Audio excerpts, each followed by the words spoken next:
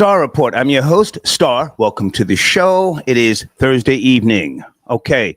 Rapper Pras Michel sentenced to 14 years in the penitentiary. I've got the notes here. Sheesh, that's a stretch, okay? Today, he was convicted earlier this morning. 10 counts, including violating campaign finance laws during Barack Obama's 2012 re-election bid and illegally lobbying the Donald Trump administration in 2017, according to Billboard and other sources. 14 years. Now, he was facing 22 years behind bars. And his team, camp, if you will, is already talking about they've reached out to the Trump administration for a pardon. It seems that every rapper, athlete, black celebrity is already talking. Yeah, we reached out to Trump. Trump's a racist, but you reached out to him, you know. If I had to go back, who's the first president that started pardoning black rappers? Was it George W. Bush? Oh, God, what was that guy's name? Was it Jean Forte? Good evening in the live chat. Was it Jean Forte? And I think singer Carly Simon had something to do with getting him out. And he was connected to the Fugees. Yes, no? Wow. Now, this doesn't mean a damn thing. I met Pras years ago, came on the Star and Buckwild show. It may have been 2002. Decent conversation. He was talking about he had retired from the Fugees and he was making business moves, and I had no reason not to believe him. I guess he has since gotten his weight up, and here we are. Flim-flamming, convicted, not alleged. He's a flim-flammer, and wow, 10 counts. Okay, that's my main story. Showrunner, give me a little time to lay this out for you. How did children become so bad in society? I want to say black children, but I don't want to just zero in. I'm more concerned about the black children because, you know, I guess the propaganda and the things that, you know, I may be intertwined with from time to time. And truthfully, I grip up. My short nose 357 with the rubber handle. I grip up on the black kids. I'm just being honest. White kids are bad too. I grew up in the suburbs of New Jersey, so I know how white kids get down. White kids can be very destructive and demonic. As I've told you before, I've had friends, associates, and growing up in the 70s, you learn to distance yourself from certain people because they have a mean streak within them. One of my ex-friends, he just wanted to go on the overpass one day and drop cinder blocks on cars, you know, going under. It was like 1975. I was 11 years old. And I said, whoa.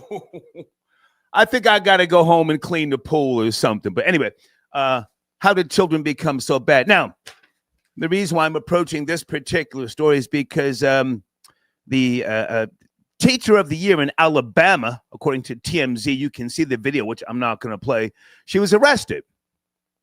A white woman beating her child, and it didn't look that bad to me. She was beating him with the belt. He did something. And in today's world, you guys, you can't beat kids, right?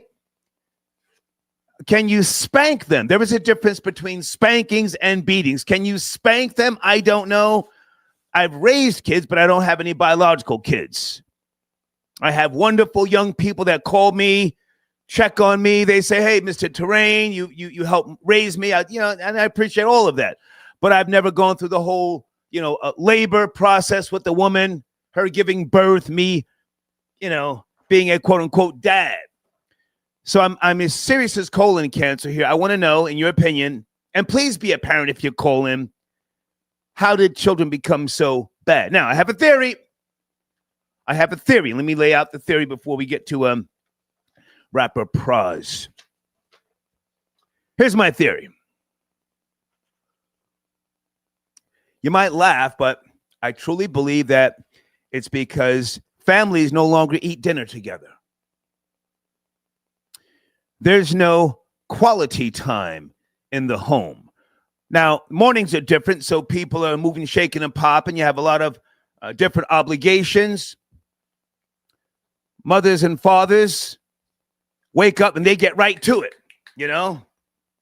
They're on the mobile phone, emails, Zoom calls, but there's no dinner time together. Now, for those of you who grew up like me, and many of you did, many of you grew up like me, dinner time was that time when you could not escape the interrogation of your mother and your father.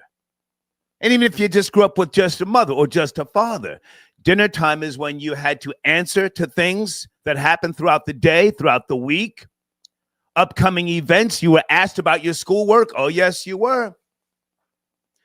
My vicious Neapolitan mom used to grill me about books.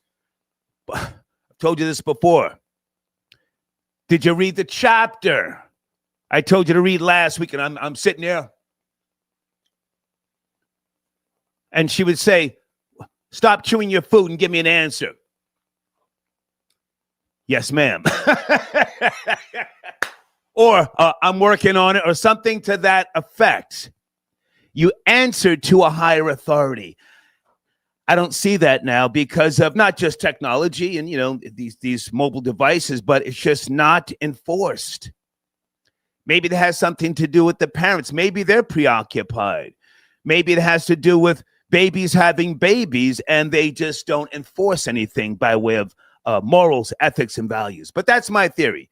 Because you don't eat dinner time, you know, because you don't eat dinner together, there's no point throughout the day when you have to be held accountable. Let me look in the live chat early. Yes, no? Okay. Somebody says, and you better have a good report card. Even if you don't have a good report card, you have to explain why you didn't get a good grade, right or wrong. That's my theory. That's my theory. Okay, phone lines open, like I said. Also, I see a couple of you have been sending in donations. Thank you so much. Someone sent me a video, and guys, I appreciate when you send me things, but please check the date so that you're not sending me something that's old, as if I'm just going to jump up on the microphone here and just, you know, ramble on. Who sent me the video of one of the singers from the group Total? Upon checking, it's a video from a year ago. One of the girls from the group Total, you know, formerly, well, I guess they're still with Bad Boy. I don't know. She made what I consider to be a cute little video. Kima. Pardon me. Pam. Pam made a video. I'm going to play it from a year or so ago. She's dancing and having fun. Why are you so hateful? Dunkin' Donuts, and it's, oh, she falling on hard times. You know, let me just say this before we continue on. Everybody who's in the industry or who has had a taste of success doesn't want to ride that wave all the way. Sometimes you get tired of performing the same goddamn songs, answering the same questions, being connected to people that, you know, you may have had a relationship when you were young, but you've outgrown that person. Anybody know what I'm talking about? 1051, I see you, sir. Good evening. Good evening. Okay, hang on a second. Someone says Pam got her own YouTube. Thank you. Can you send me a link to Pam's YouTube? I appreciate her doing something different, you know, from the Bad Boy, you know, just all that nonsense. Okay, anyway, let me get down to business here. I do not have a new video with regards to Pras, but I do have something from when he was convicted 2 years ago. See, he was convicted 2 years ago. He just got sentenced this morning. Okay, some news just breaking to us in the last couple of minutes. A former member of the Fugees has been convicted of 10 finance-related federal charges, including money laundering and campaign finance violations. You probably remember the Fugees, 90s, Pras Michel. He was part of it with Lauryn Hill and Wyclef Jean. But Michel has now been found guilty of using illegally obtained money to get closer to former President Obama during his 2012 campaign and using millions more to bankroll an expensive lifestyle. NBC News legal analyst Danny Savalos joins me now. We have laid out the charges against Pras Michel, now found guilty. And the details here are pretty interesting. Talk us through it and your reaction to what we're learning in the last couple of minutes. Yeah, this may be colored by the fact that I am a defense attorney and I actually recently defended money laundering charges in federal court. And money laundering charges are very broadly written as a statute and can be, in my opinion, relatively easy for the government to prove. But in addition, you have FARA violations. That involves an agent of a foreign. Yeah, exactly. It's a law that prohibits, or I should say requires at least registration if you're working on behalf of a foreign national. It's the kind of thing that became widely learned or known during the Paul Manafort era several years ago. But I would argue before that, there were not a lot of regular citizens that knew about FARA, and there weren't a whole lot of FARA violation prosecutions in this country going back a couple decades. So it's not something that's generally known. That's why I think it's a possibility this defendant probably really didn't know that the mere distinction that he was doing the bidding of a foreign national as opposed to somebody else made such a difference. Just to give you an example, one of the allegations was that one of his co-defendants, a foreign national, gave this defendant $20 million to get a photograph with President Obama. Now, if it didn't involve a foreign national and it didn't involve President Obama, if somebody gave me $20 million to get a photograph with Hallie Jackson, I would take that money. It would be lawful, and I wouldn't tell Hallie Jackson how much I was getting paid. And I would definitely try to get that picture done, and it wouldn't be a violation. The existence of that political angle and the foreign national is what makes some of these things criminal. A lot of citizens don't know it. Okay, that's a little backstory. Someone said Pras is too old for prison. He should flee to Cuba. Yeah, I think he's too old for prison as well. We can laugh about it, but sheesh. He clearly was involved with other people, and again, he was found guilty of 10 counts. So I don't know if he told. I saw someone saying that Brad Pitt. I'm not sure. Was Brad Pitt involved? Pardon me. With Pras and his whole case. No, we're not going to a Vlad TV interview, but you're welcome to call in. Someone's saying Pras admitted on Vlad TV to all of this. Okay. All right. Phone lines are open, as I said. Also, with regards to the showrunner, How Did Children Become So Bad? I have a couple of videos, and I want to be very, very careful here. Out of Chicago, we've been talking about the mother who was jumped by the multiple maggots last Friday, pardon me. And I watched a video, as some of you did as well, of what appeared to be one of the kids, a young girl, supposedly apologizing. At first, she rolled her eyes. Her mother was standing there with her, and then she kept wiping her face, her eyes, and I thought the apology was just disingenuous. But then again, she's a young girl. You guys know what I'm talking about?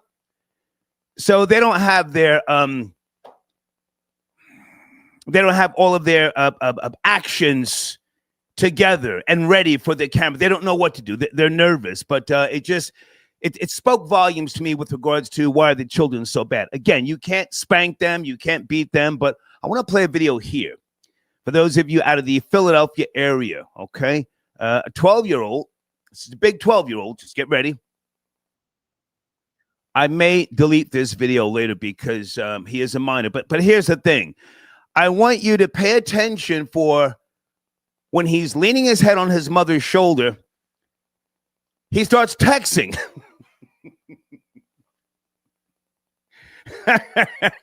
He starts texting. I don't know. Let me just play the video. I'm gonna let it play. Of course, she hired an attorney. She's gonna get some type of bag. What are your thoughts? Deeds, any updates on that story? Deeds sent me that one. Hang on a second. Yeah, that's what I said, but I don't want to, just be too harsh. Who said Newport voice? Pardon me, Newport 100s. Someone's in the live chat. I don't believe you. KSP TV Media. I don't believe you. Call in. Let me hear it in your voice that you and your family eat together. That's my theory. Tell me I'm wrong. Where's his pooch? I don't know. The daddy nowhere around. Yeah, I mean, it's an ongoing story here with regards to the father never, ever being around. But, hey, I just wanted to play that, all right? Okay. Hey, Janelle, I got your donation. Thank you very much. Yes, we do have a goal tonight. I would like to play a bunch of videos with regards to my theory and the question, how did children become so bad? I don't want to just point towards black children. Again, white kids are bad as well. But I'm a little bit more concerned. Someone says, once upon a time, what is this? The Pledge of Allegiance? I didn't think about that. Hold on a second. Corporation removed. That's something to think about. I like that comment. Once the Pledge of Allegiance and corporal punishment was removed, the floodgates opened. Well, they didn't beat kids in my school. I do know that in the Catholic schools, teachers were allowed to put hands on you. Some of the Catholic schools in New Jersey. But thank you for your donation. I can't see that little tiny handwriting, but text, pardon me. Rob Lowe, hold on a second.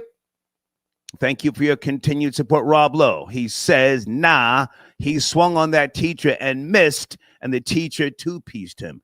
Yeah, that's the story. That's the story. Even still, can't hit the kid, right? DJ all day. I don't know about the mom being gang related, but you see, that's what I'm trying not to assume because of the tattoos on the neck. It's different now. Tattoos has become so acceptable. If I had to guess, guys, when did tattoos become the norm? Was it during the Jodeci period, the group Jodeci? Let me look in the live chat. The band Jodeci, pardon me. Was it during the Jodeci period or prior? Is that the Most High? Okay, he says 90s. The Most High, not that you have to call him, but Shador Sanders, is he going to start this coming Sunday? I mean, you're always welcome to call him. Just curious. Barnell, I got your donation. Thank you so much. And Blade, I got your PayPal. Hold on a second. Well, we got a couple of, I think I'm going to do these text-to-speech PayPal donations. Hold on a second, guys. Text-to-speech. Here is Blade. Be celebrating. Oh, wow. Okay. Give me a second, guys. I got to set up the text-to-speech link. I knew your hating ass would be celebrating Pras getting sentenced. If he were lobbying for Israel, he would never get a day in prison. That's a whole fact. One more time. That's from Blade. The text-to-speech link is at the top of the live chat. I knew your hating ass would be celebrating Pras getting sentenced. If he were lobbying for Israel, he would never get a day in prison. Okay, got a okay, I don't think that's a text-to-speech, but schoolboy. Wow, a blast from the past. How are you, schoolboy? Okay, send an email. You should have my email address. It's on the screen from time to time. Good to hear from you. 1051 fam says, salute star. You can't take the monkey out of the, oh wow, out of Haiti. Whoa. Okay, 1051. Salute star, you can take the monkey out of Haiti, but you can't take Haiti out of the monkey. 1051, it's been a while, man. Do you want to call in and expand? 1051 is from, where's he from again, guys? Is it Barbados? Salute star, you can take the monkey out of Haiti, but you can't take Haiti out of the monkey. Okay. 1051. Where are you from? I forget, man. Pardon me. Barnell, good to hear from you. All right, tattoos. Okay. Wow. Somebody said they have no tattoos. I don't have any tattoos either. I learned when I went to Rikers Island in the early 80s to stay away from that sort of thing, because that's when well, I shouldn't say that's when they started, but they were checking for tattoos to see if you were part of the Nietas or the Ball Busters. Anybody ever heard of the Nietas? Latin Kings hadn't really hit New York like that at that point. I forget what year King Blood came into New York, but it was the Nietas and some other groups. And I'm sorry. And so they were checking for tattoos. Anybody go back that far? Ox, are you out there from the BX? The Nietas had some type of tattoo right here, right? Something on in between the thumb and the pointing finger. That was a Nieta tattoo, and they were looking for those. Area code 724. Good evening. Please watch the language. A few topics on the table. 724. How you doing, Star? I'm good. Who am I speaking to? Christopher from Uniontown, Pennsylvania. I'm a single dad. Okay. I'm a single dad. I called her before. Okay. And how did the children get so bad? Yeah. I really don't know. I was bad when I was younger. You know what I mean? I grew up with a single mom, but my dad passed away when I was younger. So we ran our mother over.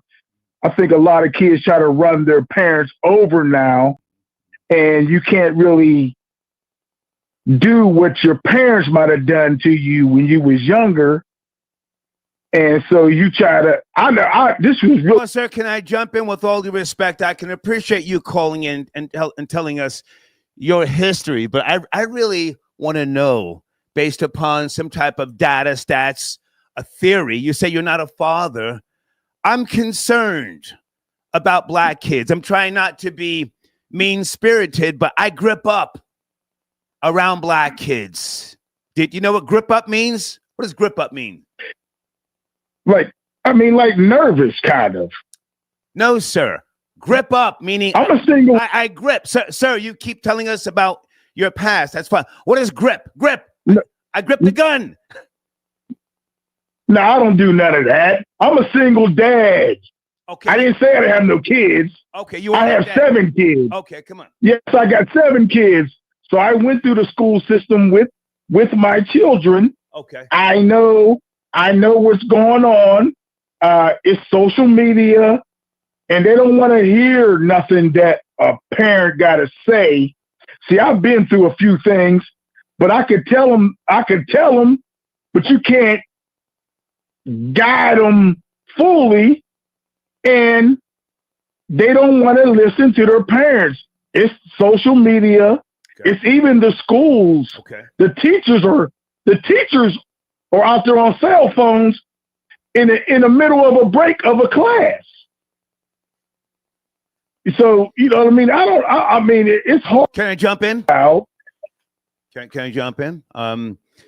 Okay, so you're a father of 7. You didn't say that at first. Okay, so, I mean, yes, there is a period where the kids stray away from the home, or they just become a little distant, when they hit 12, 13. I'm not sure of the years with your family, but have you ever spanked your kids? I smacked the grease out of their face. Okay. Because my mom smacked the grease out of my face. Mm-hmm. For running my mouth. Your kids ever report you? Were you ever investigated by one of those agencies that comes to the house behind hitting a child? Keep it real. No, my kids love me. They love me because they know they did something wrong. We had rules in my house. Don't, whatever happens in this house, you don't take it to the street. Gotcha. Okay. My last question, sir, do you and your kids eat dinner together? That's my theory, that there's no quality time when parents and children talk without the goddamn mobile devices. I think that day is gone. Do you eat dinner with your kids? Only on holidays. Okay. Okay. You have the last word, All sir. right, Star. Thank you, man. I appreciate Hey, it. I love your show, man. Thank you, man. Salute. Okay. Okay. All right. All right. He admitted only on holidays. Anybody want to push back my theory? No, Star, you got it wrong. Here's the problem. He said the teachers. I don't know. Well, you can blame the teachers. Hold on a second. You can blame the teachers, but what's going to happen in 10 years or less when it's AI teaching the kids? Then what? Then who's to blame? Rob Lowe, I got your comment. This nigga got jumped by his kids and looked a little. I really can't say for certain. I don't have kids, Sharita. Okay. Hey, girl, how are you? We've got some good comments in the live chat. Put it into verbally. Let me hear you say it. Hold on a second. Deez, are you texting me? Yeah, I'm going to get to that video shortly. Hold on. I'm sorry. Whoa. The return of Florida Boy J. Possibly. FBJ, are you calling in, sir? Florida Boy J. Is it Najee? Najee Speaks, if I said your name. All right. Kids' real insightful meme quotes that inspire them and then tune out whatever BS their parents say to them. Oh, pardon me. Kids read insightful meme quotes that inspire them and then tune out whatever BS their parents say to them. Okay. But now, what does that have to do with, enforcing at the dinner table no phones? Or is that just, again, a thing of the past? Okay. Deeds says 1051 is from the U.S. Virgin Islands. Okay. Deeds also says in the trial against Pras, it was Leonardo DiCaprio and Jeff Sessions that testified along with other individuals. Whoa, so did Pras catch Leonardo DiCaprio for a bag? Caught him for a lick? Okay, Sunday sent me an email. Hang on a second. Where was Florida Boy Jay? FBJ, are you calling in, sir? I know we spoke earlier. Not that you have to. Hold on. In case you're not up to speed, Rory has been sat down for another month by Sunday. Okay. Hey there. Good evening. Please watch the language. Are you joining the conversation? 2 topics on the table. Yes. I am. Thank you, Star. Good evening. Thank you. I am. So, how are you, man? I'm well. So, Star, regarding these children, look who their brothers and sisters are. They're the little poo shiesty monsters running around. They're looking at all this. They're copying that, right? That's who their role model is. Who am I speaking to? Your voice sounds familiar. Yes, I called in yesterday. Detroit Ziggy calling back in. Thank you. Hang on. I got to lock your name in. Okay. Continue. Thank you. Continue on. So yeah, I mean, look at what they're watching. Look at social media. Look at who their brothers and sisters are. Right? They're watching the generation that we're despising right now is grown adults. Right? So think about how they're going to act. Right? So all they're doing is mimicking right now. But, Nicki Minaj shouldn't be at the United Nations. Okay, hang on a second. Hang on, Detroit Ziggy, we're not going backwards. This show, hang on. Hang on. We always go forward. Let me just read something to you from AI Overview, because, again, I'm not the best source on this topic about children. AI Overview says the perception that children are bad is a subjective one, but many behavioral issues can be linked to social changes, including a decline in unsupervised play, increased technology use, and a shift in parenting styles. Then it goes on to talk about a decline in play, a lack of community involvement, and then it takes a couple of examples with regards to parenting, but more so social media. That's what you were pointing to? Well, absolutely, Star. These kids, they're definitely not active, right? When's the last time one of these kids in Chicago went camping or went fishing or to a roller coaster park or an amusement park to have fun, right, with a bunch of other kids? So they don't see this anymore. They don't touch grass anymore, Star, like we did growing up, right? And you had Halloween just a few weeks ago. Star, I'm in the suburbs. I saw maybe 25 kids, right? When you and I were growing up, they had kids running through the lawns. I celebrated all holidays, but listen, that was a different time. And for those who don't know, I know. Hang on. For those who don't know, you have called in. You do admit to having black fatigue, yes? I absolutely do. So do I. Any other? So yes. do I. Yes. But hang on a second. It's not just the black kids. I mean, I'm being honest. I'm more concerned about the black kids. I mean, when I see a bunch of young white kids, I'm concerned as well. But I don't think that they're necessarily going to try and follow me home and blow my brains out, or rummage through my vehicle looking for something. White kids are bad too. So let's try and, address all of them. Go ahead. Well, absolutely. I think we can go back to Columbine, right? And what happened with it's like we can almost, we can almost guess what's going to happen, right? Typically, let's be frank, black kids don't shoot up schools. They don't go into the cafeteria and shoot up 15, 20 people. They typically target one particular person, right? So we can typically say school shootings are left to the white community, right? And along with churches and everything else, right? But these are random acts that spontaneously happen, and when they do, they're extremely tragic, right? But what we're talking about is day-to-day activities within urban America and city schools, right? It's going on in every major city. And I'm starting to look at these people and the kids you're showing. And it's unfortunate, hypothetically speaking, even if you have like a handicap, could you imagine growing up in Chicago, having a slight handicap? No, I can't imagine that. With these I can't. Going to school with these little monsters? Let's say your glasses are a little too Malcolm X thick, and you got to hang out with the other fifth graders.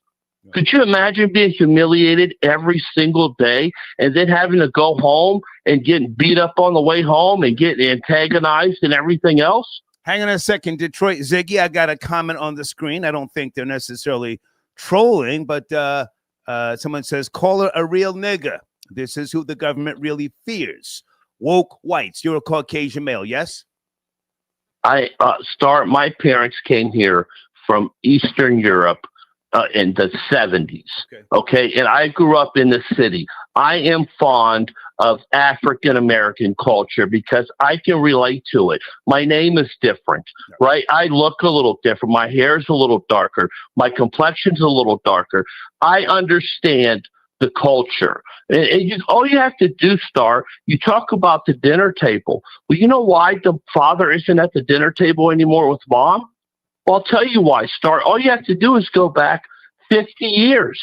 1967 Welfare Reform Act took the father right out of the family photo picture. I got to jump in, Detroit Ziggy. That doesn't apply to the countless black people outside of the slums and the ghetto. I'm not saying you're wrong. I appreciate your opinion, your perspective, but I more so want to address all, or most, pardon me, not all, most children today. They appear to be bad. And in case you didn't see it, one of my sources, the Alabama Teacher of the Year arrested a white woman. You can see her face and the video on TMZ.com. Let's finish up with how did children become so bad? And then maybe back to Pras if you want to address that. Well, I greatly appreciate you asking me that question.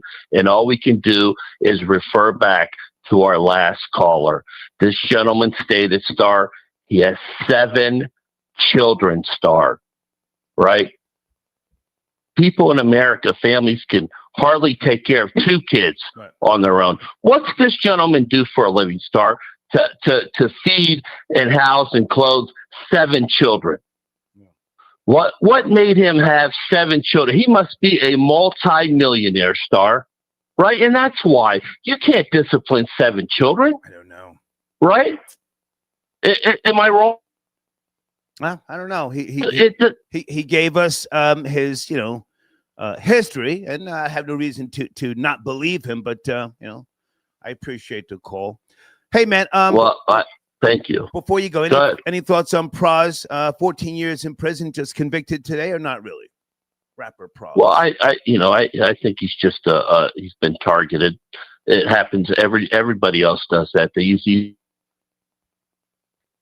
I'll mention this regarding Chicago. Your phone's going in and out, Ziggy. Your phone's going in and out. No, they just did this little study in Chicago regarding all the funds going into the public city schools and vacations to Vegas and the Bahamas. And so, listen, scandals are everywhere. Get accustomed to it. Your local preacher, he's a crook. Your doctor's out to get you. Okay. They don't care about. So your phone keeps going in, man. I got to let you go. You're going in and out. Thank you. Salute. Thank you, man. Hang on a second. Somebody makes a good point. Back in the days, they had 12 children and whooped them. Absolute 7250. Yeah, whooped. Not just spanked. Whooped them. But you can't do that now. I want to hear from some of you parents who say, my family eats together. I dare you to call and say that. Area code 901. Please watch the language. We're having a discussion tonight. Are you there? 901? 901. Yo, can you hear me? Good evening. How are you? Hey, I'm doing good, my man. How you doing? I'm good, sir. Where do you want to start? 2 topics tonight. Yeah, I wasn't gonna take up too much of your time. I was just gonna chime in on why kids are so bad these days, man. Please. I believe it's the drug use, man. I believe it's either the prior drug use, a long line of drug use. Either their parents was on some drugs, or these kids they on some drugs, making them act crazy out here. Okay. That's what I contribute to. Are you a father? Nah, I don't have any kids. No, do I. So, I mean, in my opinion, really shouldn't mean anything tonight. But I like the theory that you just presented, drugs, because a lot of drugs, synthetic, counterfeit today. You got niggas on that dog food and other things, combined with I think they're giving kids more shots. I don't have the data, but so this makes them become super predators in a sense. Yes, no? Yeah, it makes their mind gone. These fake drugs and all this stuff that they got out there, man, it's taking their mental away, man. They acting out of desperation. They got to keep up with these drugs. They not cheap drugs like we used to have back in the day. These folks on pills and syrup and all type of stuff like that. That stuff costs a little. Sherm stick. Yeah, right. It costs a little bit more, so they got to support those habits, man. So when you got to support those habits, you can't support it just by out there selling water on the corner. Right. You know what I'm saying? So they got to find something else to do, man. So they end up doing crime. Can I ask how old are you, sir? Yeah. Can I ask how old are you? How old are you? I'm 44. Okay. I'm 44. I'm embarrassed to sit here and say, and I'm not trying to be funny. I'm not trying to make people laugh. I'm embarrassed to say, I won't play with the kids today. If you run down on me, I have to do you dirty. And I don't want to talk about shooting kids, but I have to start bucking you because I can't tussle with you anymore. Do you feel somewhat concerned about young black kids or young white kids when you see a group of them and you're by yourself? Not really. I work around them all day long, man. So I'm in the hood every day. Yeah, so I see them all day and talk to them all day. But I just know what their mindset be like, man. Because I've had interactions where I've had, you get people who caught in a desperate situation, man. They really just be looking for some funds so they can support their habits, man. So like you say, them running up on you, they really not even in the right mind state for you to even deal with. Like you say, you got to grip up because they not thinking how you think it. You know what I'm saying? All they trying to do is get their fix on. They not even in their right mind. So, you know what I'm saying? It's really just out of desperation. So, yeah, you fooled out there when you out there like that. You got to grip up because you never know what they'll do. Let me ask you this question. You say you're in the hood every day. Do you work with kids? You don't have to give us your job description, but do you work with kids in the hood? Nah, I just work with the public, man. I own a restaurant, so I'm in the hood. I own a restaurant, man. So I get kids in the hood every day. Okay. Come through. So, in your expert opinion, are you more concerned with young black males or young black females? I tend to think that the females are more cutthroat, vicious, conniving, malicious. I definitely grip up on a 14-year-old black female. I definitely. Go ahead. Yeah, back in the day, I would have said females, but nowadays you get a lot of males taking on these female traits. So it's really, you got to look out for these guys, man, because they acting like females too, and they got the capability to do something men to do. Okay, okay. I appreciate the call. Thank you. Thank you, sir. Yes, sir. I grip up on them young black females because I know they're always plotting, lining people up.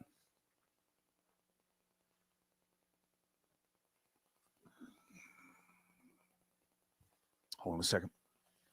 Okay, I think Florida Boy Jay is busy tonight, but Florida Boy Jay is back, Sharita, I got your donation. Thank you so much.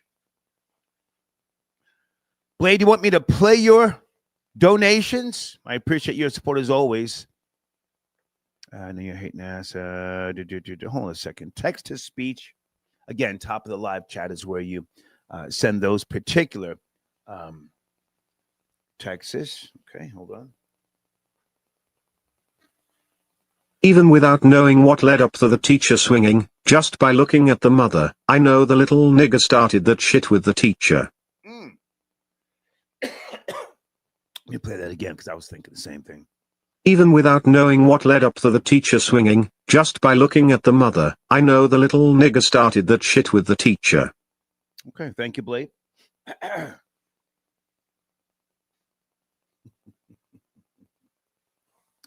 Area code 314, good evening. Thank you for chiming in. Please watch the language. Are you there? 314? Yes, yes. Hey. I'm just calling in because you mentioned you wanted to talk to parents who have dinner with their kids. Please. Yep. I have one son, and my husband and I have dinner with him every night. Sometimes my husband has to work late. Okay. He coaches sports, and when that happens, they have pie and ice cream when he gets home. So we make it a point to stay with him. He's a teenager. He's 13 going on 14, and we just with him. We monitor him. We keep him busy and close to us, and I don't think it's that hard. He's a teenager, you said? Yes, sir. I appreciate hearing this because I could be wrong, but that was so key to me growing up, and others, my friends, and sometimes we would even talk about, I got to get ready for dinner, like 3:00 in the afternoon, or just that mindset of knowing that you had to face your father, you had to face your mother, and it's not like you were going to get beaten, but you had to communicate. You just couldn't go and do something to avoid that family moment. Yes. Mm-hmm. Yep. And he knows how to talk to people. We get compliments all the time that he's able to hold conversations, look people in the eye, be respectful to them because he has practice. But other kids don't.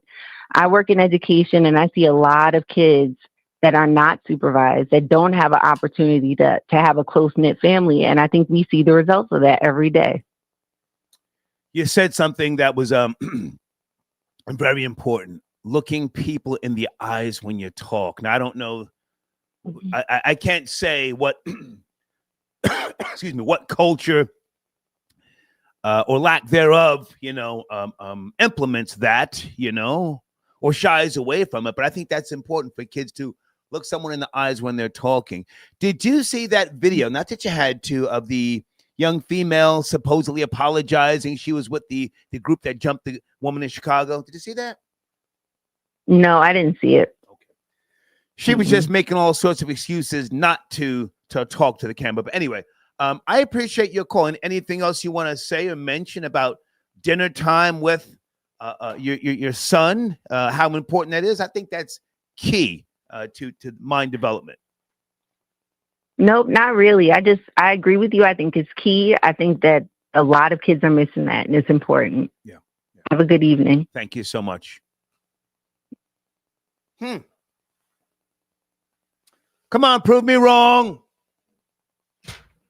Big Elvis the chef, sit tight, sir. I see you in the queue.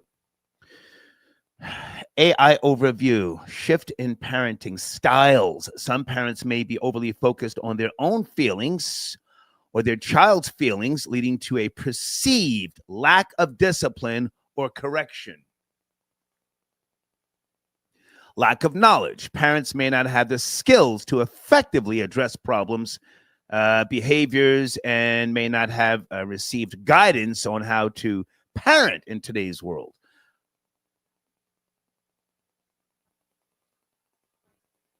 I think that has some legs to it. Like many of you, I've seen videos where people are walking with the kids and the goddamn parent is doing this, telling the kid, come on, hurry up. How would a child feel in today's world? I'm with my mom.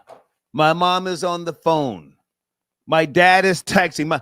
We're in the car. We're taking a drive. I want to ask my dad about, I don't know, we're driving by a field. I just saw 2 cows, but I can't speak to my dad because he's got the goddamn, the wireless earbuds in, and he's on a Zoom call.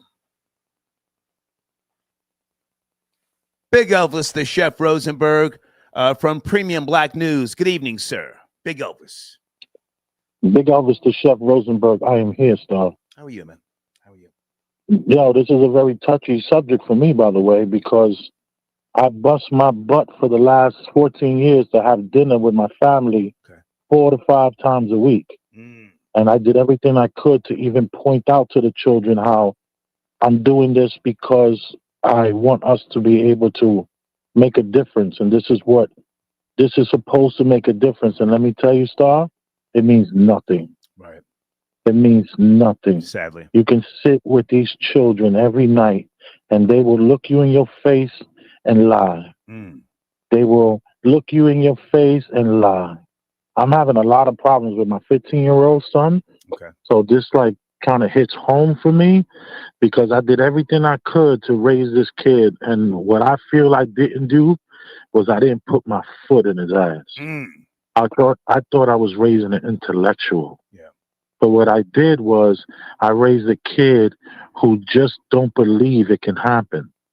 He don't believe that what I'm saying, he doesn't believe in a digital footprint. Like, yo, you can't be smoking on Instagram because this could come back to haunt you. He doesn't believe it. No matter what I say, no matter what I show him, all the references, I could show him hours of footage of how people are regretting what they put on the internet. He doesn't care. And it's just so sad that I spent so many dinners. When I first got my son, I used to drive a S-Class Mercedes 500. Okay. And I lived uptown in Manhattan. I wound up buying a smart car just so I can find parking and make it upstairs for dinner. I did that for my children. Okay. And it means nothing, Star. It means nothing. And it's so sad. Like they say, you don't never know what kind of parent you're going to get. Well, you don't know what kind of kid you're going to get. Can I jump in? Please. I commend you. I commend you because there are males and men like myself who just didn't even want to go down the path of being a father, you know, and a dad. I have no excuse why I didn't, you know, raise kids. I mean, I've been with girls, beautiful women, not just physically, but internally. And I just said, I don't want to stick around for a decade. So I'm not the best person to comment on this, but I commend you. Are you familiar with Rumspringa? The term Rumspringa? No. Okay. Rumspringa, meaning running around in German, is a period of adolescence for Amish youth. So I lived in Pennsylvania. Oh, right. Yeah, I lived in Pennsylvania for a lot of years.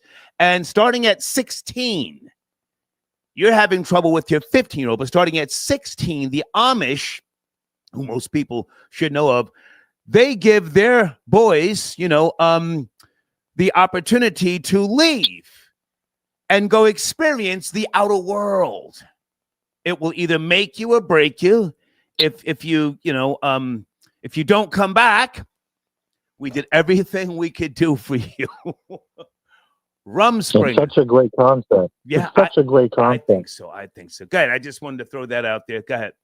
Yeah, it's such an amazing concept. You know, it's unfortunate that here in New York City it's very difficult to do something like that, because if you don't put out it's like where the kids are gonna go is gonna land them locked up, because the police are they stopping every kid after 10 o'clock. Where you going? Where you coming from? You know, so it's gonna be difficult not to end up in jail every 4 or 5 days here in New York City if you're 14, 15, 16 years old. Right. Running around trying to find yourself. But I do love that concept. That concept is really cool. Yeah, because I know they get jobs and they get apartments and cars, and then after 2 years they come back and join the church. Well, sometimes they don't come back. I don't know what the data is, but there's a very good documentary on Rumspringa and the Amish youth. It came out maybe a decade ago. I forget, but yeah, I've seen it. I remember it. Okay. I remember that. Yeah. So, yeah, I remember that. But can we zero in again? You said you tried to do the dinner thing. It just wasn't received. Did you run into the problem of the mobile phones and stuff like that at the dinner table?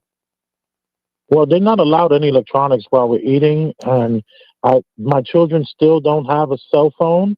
We have a phone. We have an extra phone that we keep in the house, so when they're home, they can use it to get on the internet and stuff like that, or they can just use the phone. Like one will use the phone and the other one use the computer, and they'll just run a hotspot. But I don't allow them to have their own cell phones, and it's been a battle, because every single kid has a cell phone. Most of them have iPhones, and my thing is, you're using it for evil. Why would I allow you to have this when you're just going to Instagram and you're talking about sex, you're talking about drugs, the language that these kids have, they have their own language, so it's very difficult to decipher what they're saying. It's super difficult because it changes every day, and it's just so hard to put your foot down on. Without, like me, I never beat my children. My mom did that. She did enough for all my kids, but I do now regret not doing it. I just like, I'm at my wit's end with my son, and he's on a team, and I'm worried. I don't want you to put yourself out there for any type of legal action, but you've never even had to grab one of your boys by the neck? No, I never did that. I actually thought I was raising intellectuals, kids that we can talk to. My kids were super articulate, super smart, high IQs. Right. And it just backfired with my son when he turned about 14. Everything just changed. He met one person, and this one person just changed his whole outlook on life. Yeah. And the stuff that I found out he was doing, because, I'm the kind of guy, I'll give him a GPS. Mm-hmm. And let him and his sister rock with the GPS and give them nice bikes and tell them to go explore, go have fun. And, I wanted them to be out there, but sometimes they bump into the wrong person and then they won't tell you about it. Yeah. And next thing you know, they got Google eyes for the devil. And it's really, really scary, and it's sad. And I'm at my wit's end. You don't even know. Well, like, you have no idea how this has changed me as a person this last year. Elvis, can I jump in? I don't mean to cut you short. I got a lot of respect for you. I hear you. I have no advice. I'm just going to be honest with you. But if No, you, I don't if need you, any no, no, advice. I don't if need you any do, advice. if you do this type of show in your platform, let me know in advance so I can send people to your platform, because you're a father, you're a husband. I think that the topic would really connect to, you know, what you say you're going through. I can try my best to understand, you know, Right, but right, of course. you know, at some point you have to let them leave the house earlier. You know, some some never leave. But I appreciate you Well, just that, the same, you know, man. Appreciate thank you, just man. I the same. appreciate you, Star. I Thank hope you. I ain't, you know, bringing the show down or No, nothing, you know? you did awesome, as always, as always. Thank you, man. Respect. Yes, sir. Respect. Big Elvis, the chef, Rosenberg. It's D. I got your donation. Deeds, can you remind people that we do have a goal at the top of the live chat so I can put that on the screen? It's D says, I just raw dogged after 6 years. I need you to pray for a no kid streak. Sir, I'm not mystified. I can't pray for you, but but I just hope that you're not in Atlanta, Houston, Memphis, and some of those other places where they've got a very high HIV. What else is going around in the urban areas? Herpes. Oh, my God.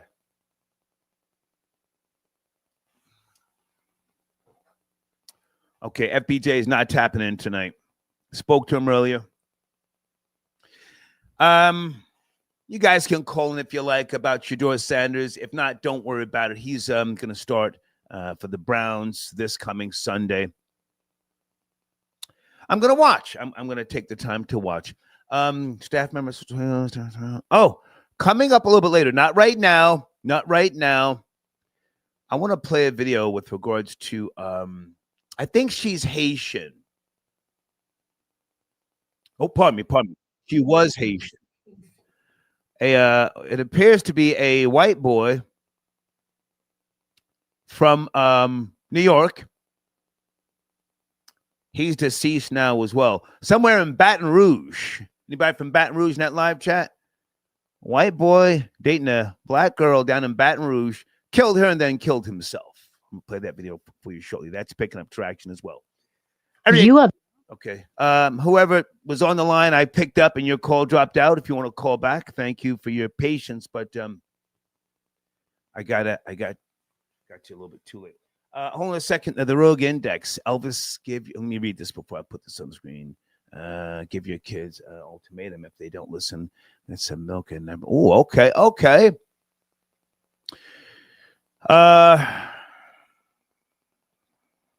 I can't say. I can't say if that's, the best advice. I do know that, sometimes you have to push them out the nest, so to speak.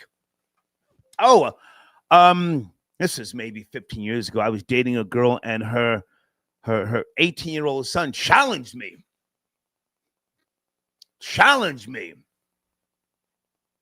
I chin checked him.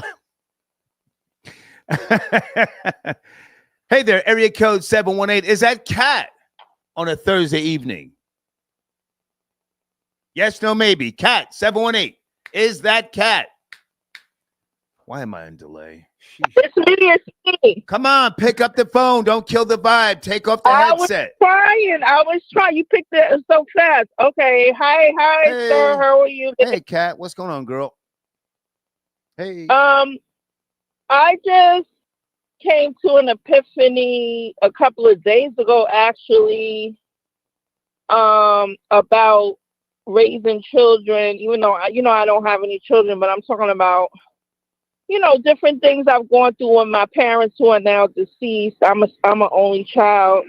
They did and when people would say, "Oh, your parents did the best they could," I never understood that statement, because I'm like, what does that mean? Like, the best they could? They supposed to do better than that or whatever.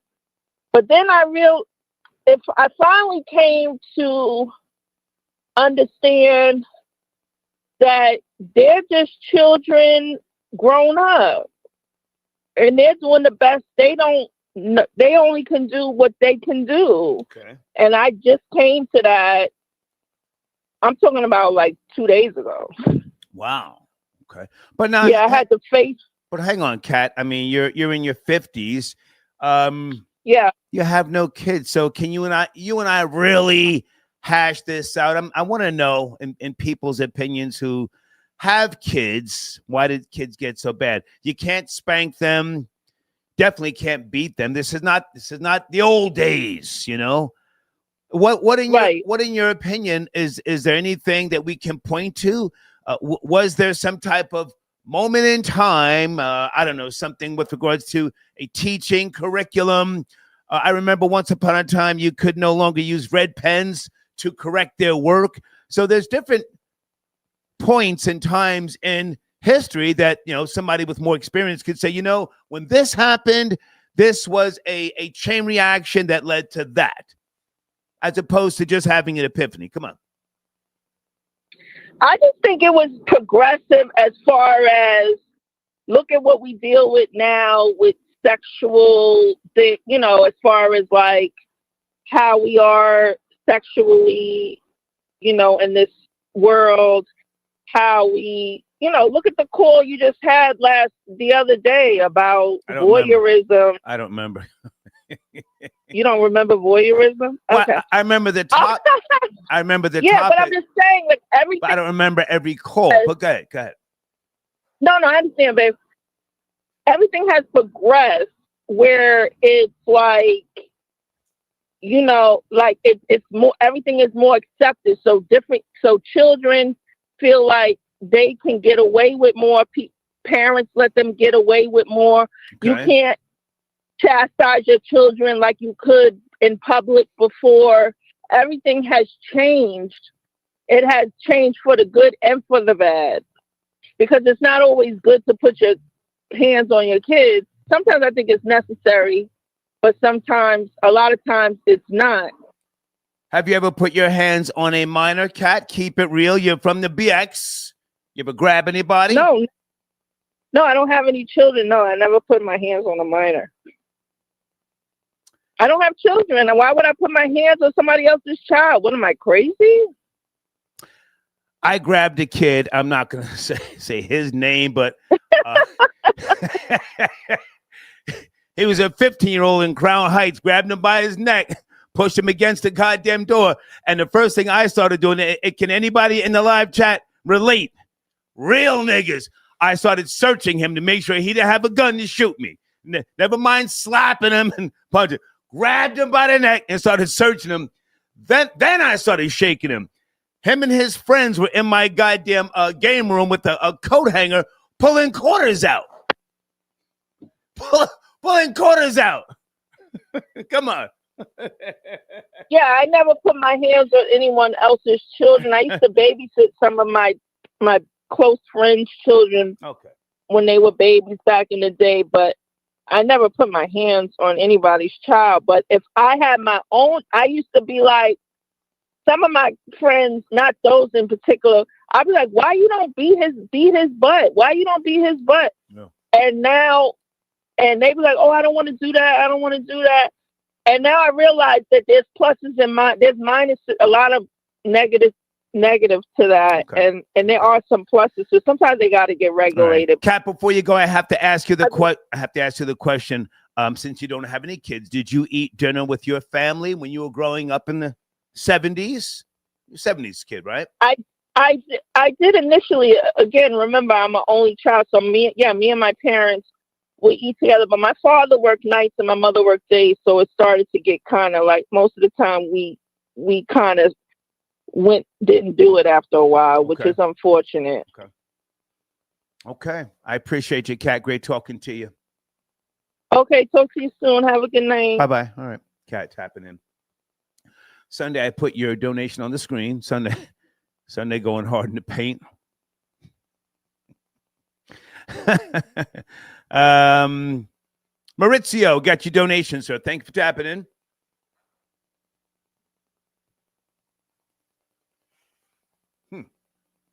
We don't have to ride that conversation out too much, but I had another video that I wanted to play with regards to children of today. And again, we're focused on, or the focus for the showrunner title came about by way of the children in Chicago that jumped that mother. Okay. I think this is area code 917. Good evening. Please watch the language. Are you there? 917. Yes, sir. What up, Star? Hey, man. How are you, sir? Where do you want to start? You have the floor, sir. Are you there? Yes, I'm here. Please go. You have the floor. Yeah, we talking about the young mother, right? That got beat up by all the people. Well, we can go back to that because that's a very tragic situation that happened. But I was asking, how did children become so bad? So, go ahead. I mean, nowadays, man, these kids, they got no control at all. I mean, it varies from family to family. Kids are just ratchet. I've been a counselor one time. I had to put my hands on a couple minors before myself. Whoa. So, I don't feel so bad now. You said you are a former counselor. Yes, but not hit him up and nothing like that. Snatch him up, grab him up by the shirt. Little grab up. Just grab him. So little kids, he tried to show out in front of little kids in the cafeteria. Just showing out. So I pressed him. I pushed his buttons and told him. I said, "Go ahead, smack me, little man, smack me." And the little kid, without a doubt, slapped me. Ran down the hallway, chased him in front of everybody. Everybody just seen us running down the hallway. I pushed him. He skid on the floor. I grabbed him up, made sure he was all right. Little hallway burns on the knees and whatnot. Regular. But he did smack you. Just got to slap kids up nowadays, man. I mean, not to the point where you're hurting them, but just scare them a little. That's all. But kids is out of hand now, especially with this drill music, man. The drill music got them on something else. Are you from the Chicago area? Where you from, sir? No, I'm from Harlem. Oh, okay. Well, we can we can blame the music. People try to do that from time to time, but there's got to be something deeper. How did not just black kids, not just Hispanic? How did they become so bad? Or are we exaggerating? Were they worse back in the 70s and 80s? I mean, nowadays I think they are exaggerating now a little bit, but back in the 80s, around that time, I mean, I was an 84 baby. So, I was born in 84. So, I wasn't around 70s time. So I wouldn't know those days. But, nowadays, you didn't seen it all nowadays, Star. You didn't seen it all, man. All you got to do is watch World Star, whatever like that, certain, just watch digital media and you'll see everything out there. You ain't even got to leave your house. You'll see the ratchetness from there. Please stay with me. How many years were you a counselor? Maybe 3-4 years. Summertime gigs. Okay. Summer youth thing type thing. So any certifications, or was it just a part-time job? Yeah, part-time summer job thing. Okay. So you didn't really study, any type of sociology. No, but I mean, you could learn. Yeah, you could just learn psychology on your own nowadays from just running into people and stupid, silly stuff. Goofies and stuff like that. You could just learn that from just the streets yourself. Just coming up as a kid, all the stuff you see. That's psychology by itself, right there. By just running into different aspects and people, things of life. So, So, final thoughts with regards to, children, how they became so bad. Would you say the black kids are worse than the whites, or what group? If you had to point to a group, you're a former counselor, what group would you say is more of a concern in today's society? In today's society, man, that would kind of be hard, really kind of to pinpoint, because if I work in Midtown now, so you can see all these little kids of white descent. Nowadays you see them playing the rap music, the dancing, all this stuff like that. So I mean, you see the blacks with the whites, the Spanish, everybody's together. So to me, I really can't pinpoint right now at this moment. But back then, yes, you can definitely pinpoint, us minorities as the bad ones and things like that. And then they kind of and some of these white kids do pick it up from seeing us do things and want to be, they see something on YouTube and hey, I want to do that too. Just like these kids running on the trains now. Now, one thing you don't see these white kids on top of these trains now. I haven't seen one white kid. Okay. So, all right. I appreciate the call. Appreciate the call. All right. Thank you, sir. Thank you. Yes, sir. David D. Cordova, I got your donation on the screen. The internet destroyed these kids. Okay, but now, David, to be fair, you're not a father. To be fair, you're not a father. I mean, I appreciate your support as always. And guys, make sure you go check out today's Religious Talk. Is it Mr. Wicked Guns? Star, these new moms don't cook. Okay. Hold on a second. These new moms don't cook dinner anymore. Who wants to sit down at the table together and eat ramen noodles? Oh.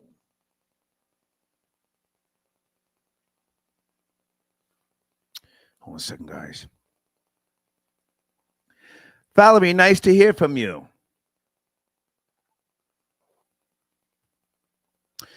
Deeds sends in a Deeds sends in a text message. The No Child Left Behind era contributed to these badass kids running around. Thank you, Deeds. The No Child Left Behind era. Deeds, is there a video out yet on Pras sentencing? If so, please keep me posted. Area code 609. Good evening. Please watch the language. Are you there? We're talking about rapper Pras from the Fugees, sentenced to 14 years in prison.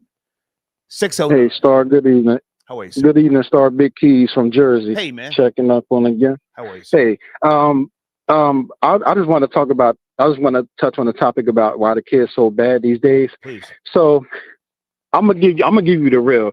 The last guy, he said he was a counselor. I'm a seasoned counselor and I'm a behavioral therapist.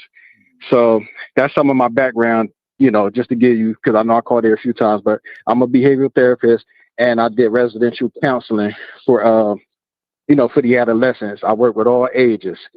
And I'm gonna give you the real. Remember that saying they used to say, there's something in the water? So somewhat. all my years of working in Jersey, I've seen all type of kids come into programs from ages 3 all the way up until 18. And it's sad. And I've sat in behavioral support plan meetings where they say, they literally say, especially the kids. I used to work with a lot of kids from up North Jersey. Okay. So from out North, Jersey City, Orange, all that.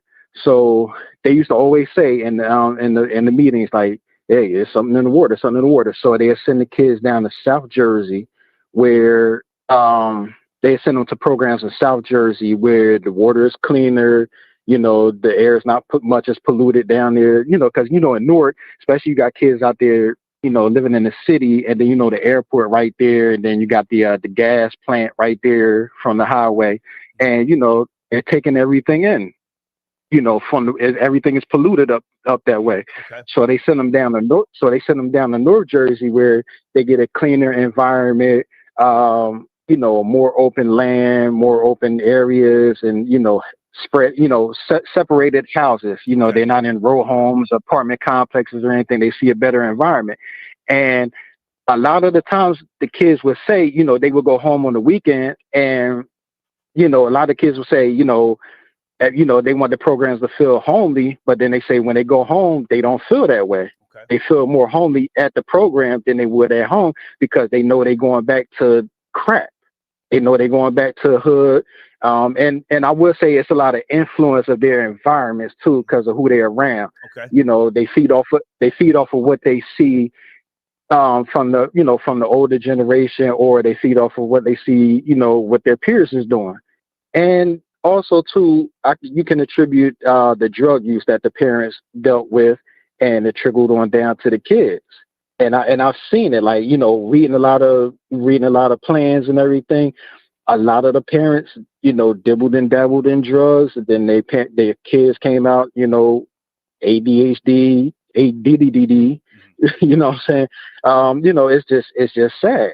And those are the two things you could chalk it up to, like the drug use and that old cliche. There's something in the water, and there really is something in the water. If I can jump in, you to drink tap water. Oh, I'm sorry. Go ahead. No, it's fine. If I can jump in.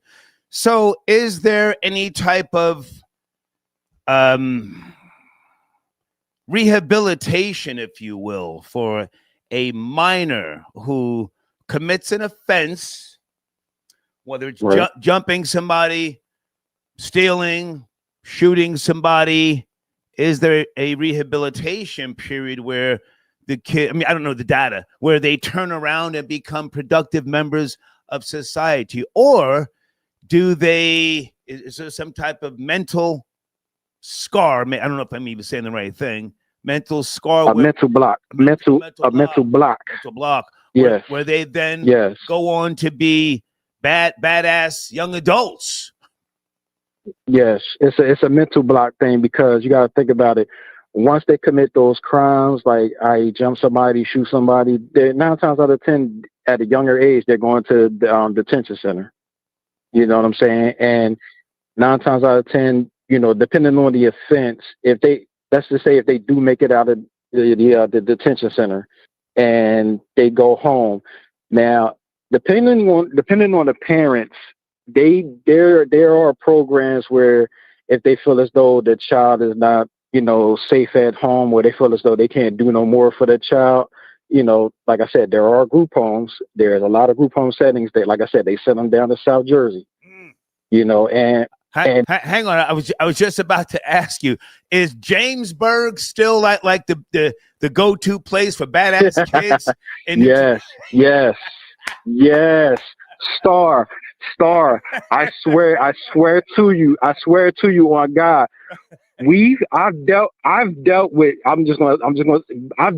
badass kids that came to our program straight from Jamesburg, and they tell you to your face, yo, I'm just gonna do the same thing. Right.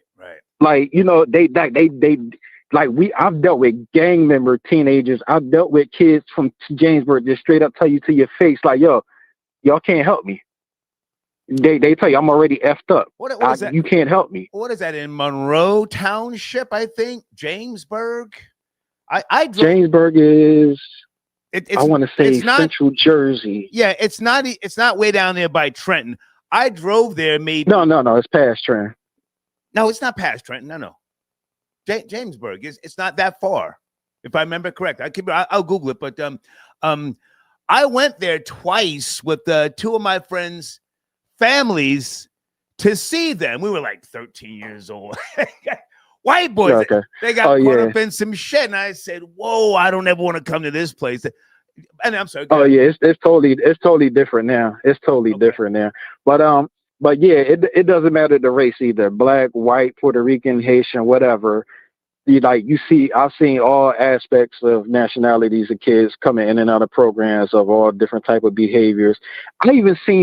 I even dealt with rich, spoiled black kids whose parents are hard workers, blue collar black family workers who had their own businesses, and they're either A, too busy for their child, or B, just don't trust their child at home in their $5 million homes. Because I've seen kids tear the houses up to where the parents had to put security cameras in the house. And then they say, I don't want my child messing up nothing I put my money into, so I'm going to put them in a program. It's sad that it got to be that way. But hold on a second, because you're an official. Are you a former counselor? You're still. I used to be a counselor. I was a residential counselor for 8 years, and then I turned over to behavioral therapist. I work with all aspects, DD. Right. I see intellectual disabilities. I see they changed the name of Jamesburg to New Jersey Training School. It's Monroe Township. Yeah. They got bought out. Jamesburg got bought out, and so they had to change that. Yeah.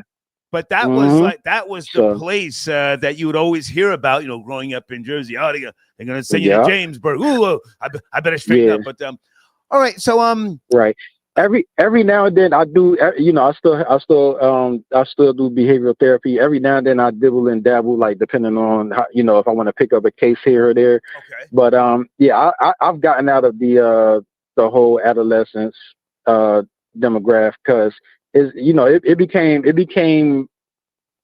reality to me where I've had kids like, you know, would literally try to look me up online to find out an address, find, you know, real life gang members. Like, yo, I'm gonna send somebody to your mom's house. Wow. And now you got to take into account, like, all right, you're not in prison, you're not in a detention center, you're on the streets. Yeah. So it could be that chance if they do find your address to a family member or whoever, and then they go to that person's house, you're gonna have a problem. So rather lose my certification, you know, I was like, you know what, let me bounce. So you're the perfect person I need to ask these questions. So I don't want to hold you up, but someone sent an email here saying Grand Theft Auto, released in November 1997, was the downfall of the downfall of black kids around the globe. And many people say drill rap.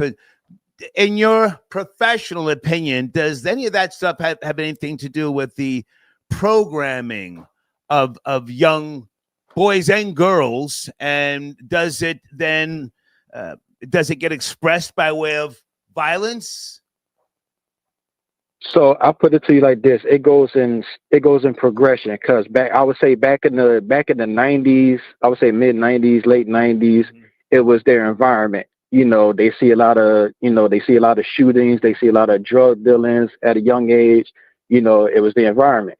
2000s to mid 2000s came, then it became the music, video games, bring it up to now. Yes, it's still the same wave, like music, video games, it's influence. Everything you see is basically influence. What they see, what they've been around, what they grew up with, it's influence. Okay. And like you said earlier, it is a mental block where they, you know, they're desensitized to reality, so they feel as though like, oh, okay, well, this person, you know, he out here hitting licks, as they say, hitting licks, you know, getting money from doing this and doing that. Let me go do that. Well, hold on. This person, you know, hold on a second. Don't take my word for anything. I don't have the knowledge. I'm not experienced with raising kids. I can only say what I went through. And I want you to finish up on this. I appreciate your time.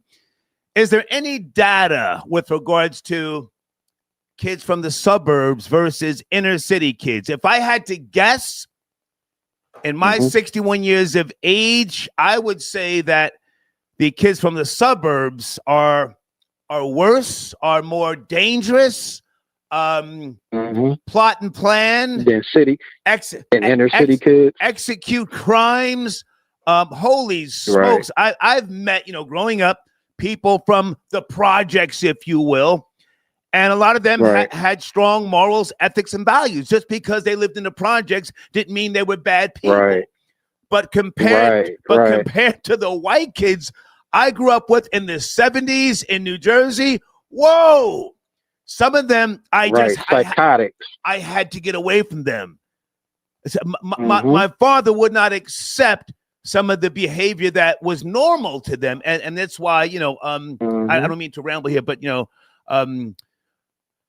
my father and my mother, my father and my mother, you know, I thanked them as years went on. I said, hey, thank you for keeping me away from certain things, because had I followed a lot of the white kids, not the black ones in New York, the white kids in Jersey, I would have done 20 years in the penitentiary. But I didn't mean to ramble. Any data with regards to suburban kids versus inner city kids before you go? So from my experience, the kids that grow up in projects, inner city, they have more of a drive than the suburb kids. Okay. Like, you got a certain percentage of kids that's coming from inner city. They have a drive to get out of that environment and want to do better for themselves. Okay. And they don't want to be the outcome of, typical ghetto child running wild. You feel me? Right. So as opposed to a suburban kid, they're bored. They get into mischief. Once they get a rush off the mischief, then it turns up a little bit more to more crazier stuff. It's more of I would say more of a psychiatric thing. You feel me? Like, all right, like, all right, you get. I just gotta say this. Crazy about a minute. I gotta say this one last thing. Poor kids, poor families. Once the drugs run out, that's it. You gotta go to sleep, knock it off. Right. In the suburbs, you have clean yourself up. In the suburbs, you have more access. You run out of coke.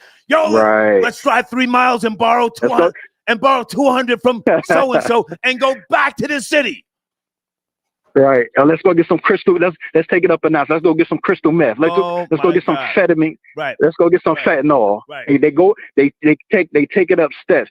Once they get bored with one thing, they go through the next and then to the next. Whereas opposed to the inner city kid, they want to steer away from that narrative, and then they want to do better for themselves. They don't want to be looked down upon once they get into a better lifestyle. Right. You feel me? Right. Hey, I appreciate your time, man. Thank you so much, and thank you for calling in.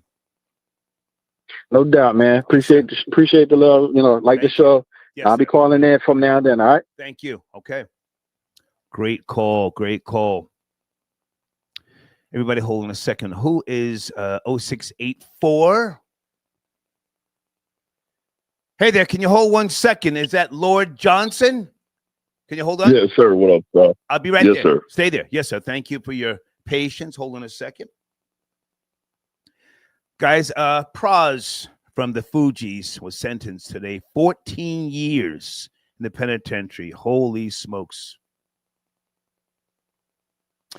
Okay, is someone calling in? Oh, okay, wait a minute, wait. Hey there, can you hold on a second? I got your Venmo donation. I'm coming to you next. 757? Yes, sir. Okay, stay right there. No problem. Okay, stay right there. Lord Johnson, how are you, man? Thank you for your patience. Where do you want to start on the topics? Yes, sir. I just want to give my assessment on what's going on in our community with the kids currently, Star. Okay, I'm gonna let you use community for lack of better words, but I don't believe there is a such thing as a black community. But go ahead. Understood. Hey, again, I talk to you all the time. I'm out here in San Diego. Right. Right. I volunteered at a local high school. Okay. I played football in high school. You know what I'm saying? So I'm with the freshmen. I'm not with the varsities. And I see these young kids. It's clear as day what it is. All this other stuff is cute that people talk about.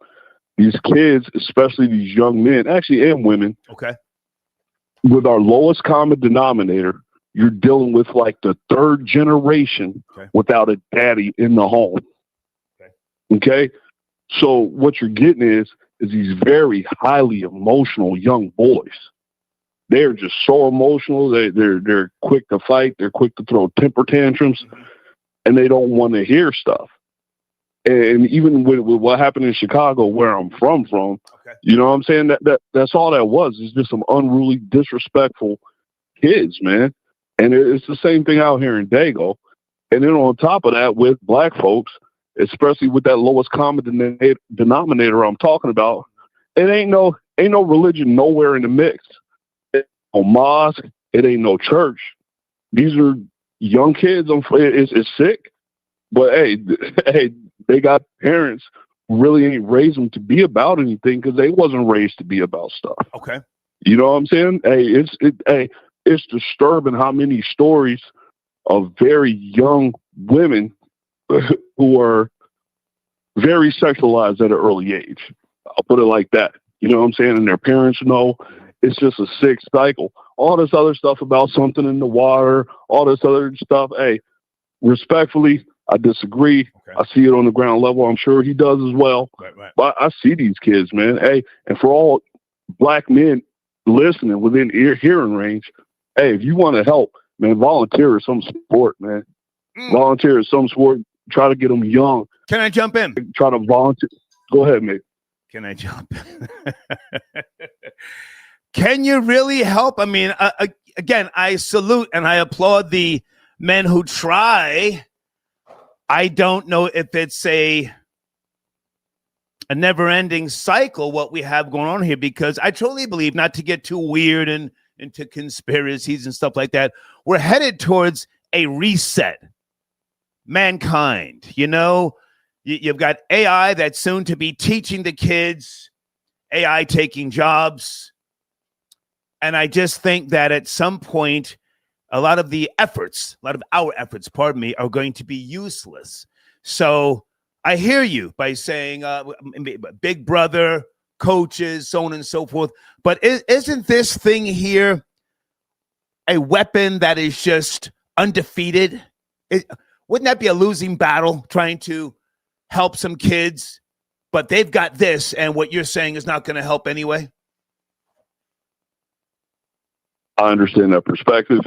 I can't say that you're wrong, but I can say that we can counter what messaging they're getting through media. Okay. And the messages they're getting through media are the young YNs that are crash outs, that are carrying weapons. Okay.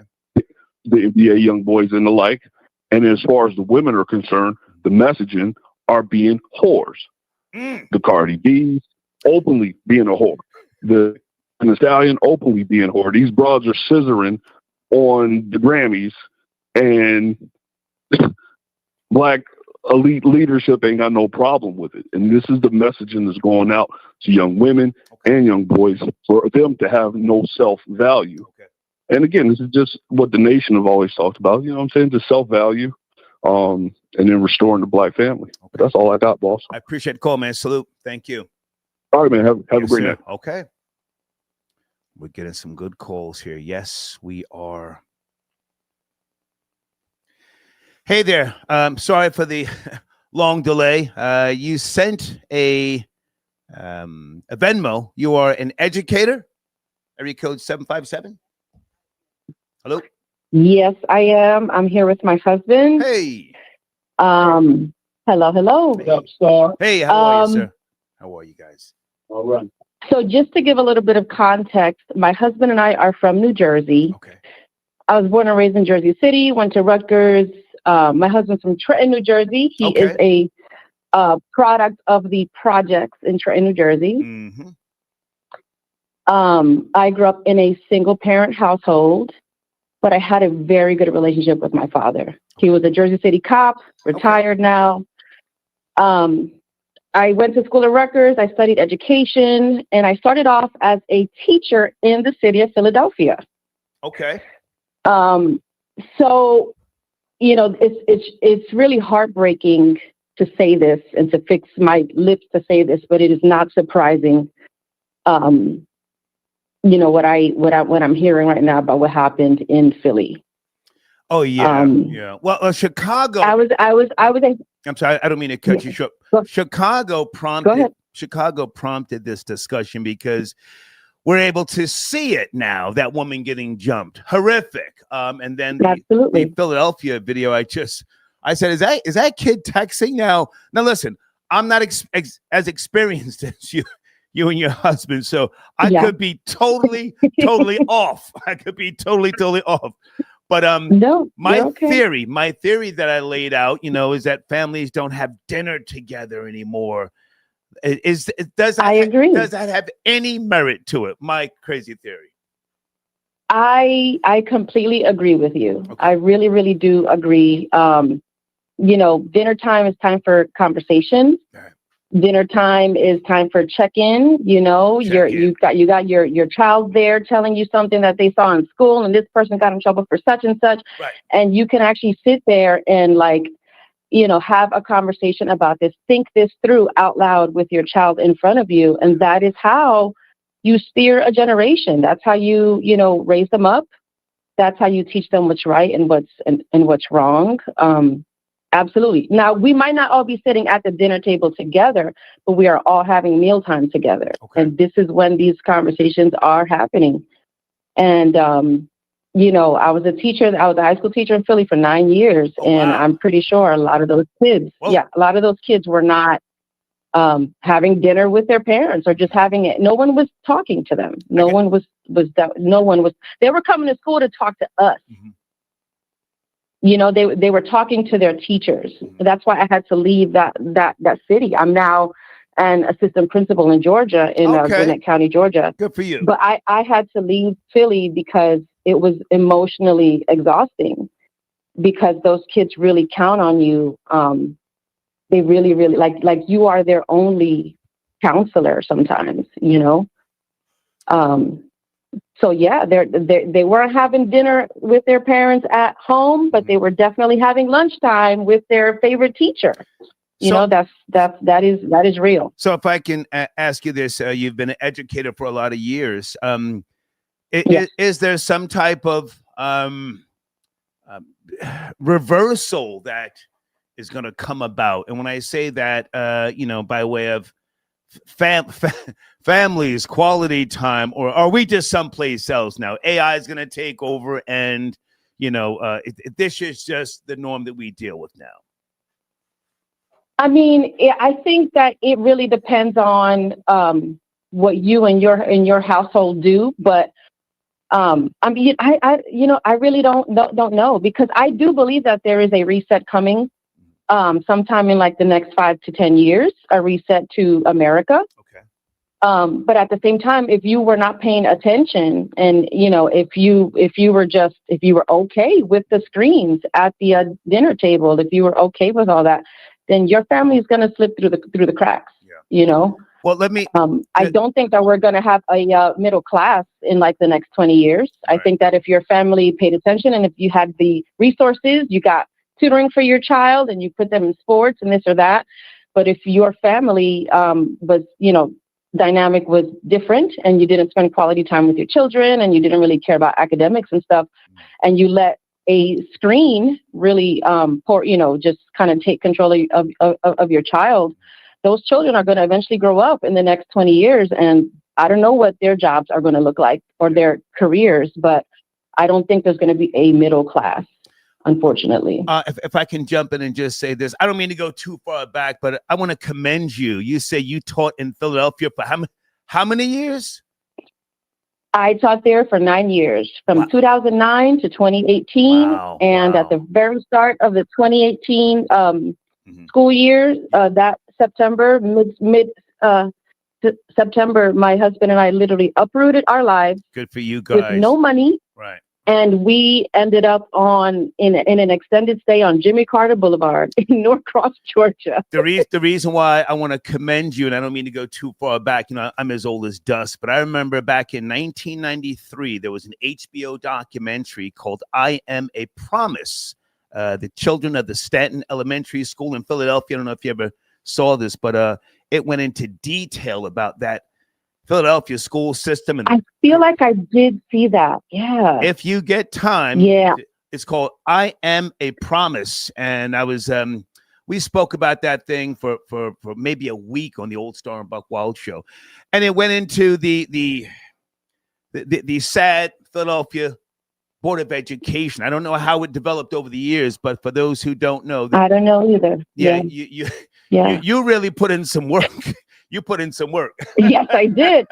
I taught in Kensington. Let me tell you, I taught in Kensington for 2 years. And then I did 2 years in the Hunting Park area. I was at an alternative school. I remember being pregnant with my oldest at this alternative school and thinking to myself, these kids are amazing. All they did was just get caught. Did you? And I had students pregnant with me. Oh, wow. I remember waking up one morning and putting on my, I was all 9 months pregnant, trying to put on my shoes, got to go to work. And I was watching 6 ABC News, and I saw they were covering a story about some teenagers that had jumped some people at a pass mark. And when I looked closely at the camera footage, that was one of my students. I cannot believe this. I was just about to ask you, did you ever get into any physical altercations as a teacher in Philadelphia? I never did. Oh my goodness, my husband just reminded me. Hold on. I didn't personally. Okay. I didn't personally get into any physical altercations, but my second year teaching in Kensington, we took our juniors to a field trip on SEPTA because there are no buses to transport kids. Right. I mean, that's what the budget looks like there. Right. So we were on SEPTA to the bowling alley or something, and some lady, she must have been on drugs or something, was trying to pick a fight with one of my students. A young man, and he was small in like stature, you know. So I was like, I gotta kind of defend him. Yeah. So I mushed this lady. Oh wow. And you know, it's not a proud moment of mine, but this lady was really, she was on something, and she was about to harm one of my kids, and I kind of went into defense mode. Okay. I completely forgot about that. I appreciate your time. Salute to you and your husband, and I wish you guys all the best in Georgia. Thank you so much. Thank you so much. Take care. Bye now. Okay. Wow. She taught 9 years in Philadelphia high school. Philly's different. I'm not even going to go into the details, but Philly is different. J World. Call in, J World. Call in. Keep it 100. Guys, what's going on with Sunday? Okay, Sunday said, I want smoke. Sunday, what's cracking? Are you calling in? Okay. Am I missing something? Okay, Sunday going hard in the paint in the live chat. Guys, we're waiting on J World. What is that? HOCD. Call in, J World. Hold on a second. Deed says, son. Okay, wait a minute. Okay, I got to check and just make sure here. Hold on a second. And who else's donation did I miss? It's a Sky High grad. Sky High grad. Let me just get this call on the line, then I'll come back in a second here. Hey there, area code 914. Good evening. Please watch the language. We're talking about Pras, rapper Pras, 14 years in the penitentiary. Are you there? 914. Hey, what's up, Star? You hear me? It's a little echoey. Are you on a headset? You hear me now? There you go. Good evening, sir. How are you? Where do you want to start? All right. How are you? Good. Good. I've called in before and I made a donation earlier. Thank you, sir. Cam. Thank you. I've been teaching for 15 years now. Okay. In Harlem. And first and foremost, I definitely want to show some a salute to all the teachers, especially the Philly teachers and the Chicago teachers, because that's definitely a tough place to be teaching. Yeah. And just to highlight as far as what's going on with the kids, it's many layers to it. But honestly, the biggest thing I think is the parents. And the parents play a big role in everything that the kids are going through, especially the fact of accountability. Okay. You have parents now where they make a lot of excuses for their kids. And when you trying to, redirect behavior or explain to a parent, and honestly now it's like the nicest way possible about the challenges with their kids, it becomes a fight as far as what you're doing as a teacher as opposed to what they're doing as a parent. Did you say you're a teacher? I'm sorry. I was checking on a few other things. Are you a teacher? Yes, currently a teacher. Been teaching for 15 years now. 15 years. Wow. Salute. Let me ask you a question, then I want you to take your time speaking. I'm in no rush. What happens when AI takes over most of the teaching jobs, or the system becomes something totally different, which I don't know? What happens then when the parents are forced to, respond to algorithms or some type of online corporation? What happens then? Well, it becomes a thing because if it is AI taking over, whatever the case is, and I do believe at some point it will, it's the thing that AI can't address is certain behaviors, right? Well, let me not say they can't address it, right? The thing with, I feel like when it comes to AI taking over school system, there has to be some type of incentive system. Okay. Right. So if your child is in a school that's run by AI, I think the way, this is just my own theory. Okay. If a student is in a AI, let's say, controlled school, I believe the AI controlled schools is going to be tied to some type of services, right? So if your child is doing what they're supposed to be doing, you'll get your services. If your child is not doing what they're supposed to do according to the AI or the algorithm, they're going to withdraw some of your services. And with a parent, it's like you can't argue with a computer, right? We're going off of algorithm, we're going off of an equation, whatever it is, and your child is not doing this, that, and the third. You can't bargain with a AI, right? There is a certain algorithm they have, there's certain whatever it is. And if your child is not meeting that standard, you're not going to get certain services. Can I jump in? I think, yeah, go ahead. Can I jump in? Again, this particular area, I can't say that I have experience, but I see people in general not necessarily caring about reading and other things like, my generations did and 2 or 3 generations after me. They don't care about capital letters, where to put a period, punctuations and things like that. Okay, so I get it. We're going to a more visual, technology-driven world, and all sorts of things that are just different. So with regards to teaching, if a large group, and I don't know what the data is, you would know better than me, Black and Hispanic, that can't read, and if they and we know that these algorithms are biased. Yes, there's been a lot of reports and data on these biased algorithms. What happens? What happens then?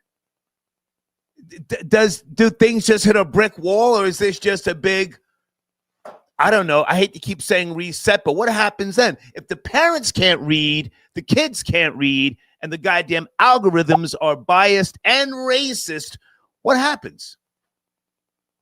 Yeah, definitely it becomes a reset. I think that's happening at this point. I don't think we're anywhere close to it. I think we may be about halfway close to the reset, but there is something that's happening. What would you consider to be halfway? Because I see this happening, honestly, in less than 5 years. Really? These people can't read. Listen, I'm not the best speller, but I use spell check and all sorts of stuff. But these people today, a lot of them, what's the data? You say you've been teaching for 15 years. What is the data breakdown on 3rd graders and 10th graders who can't read? What is the data? You know? Well,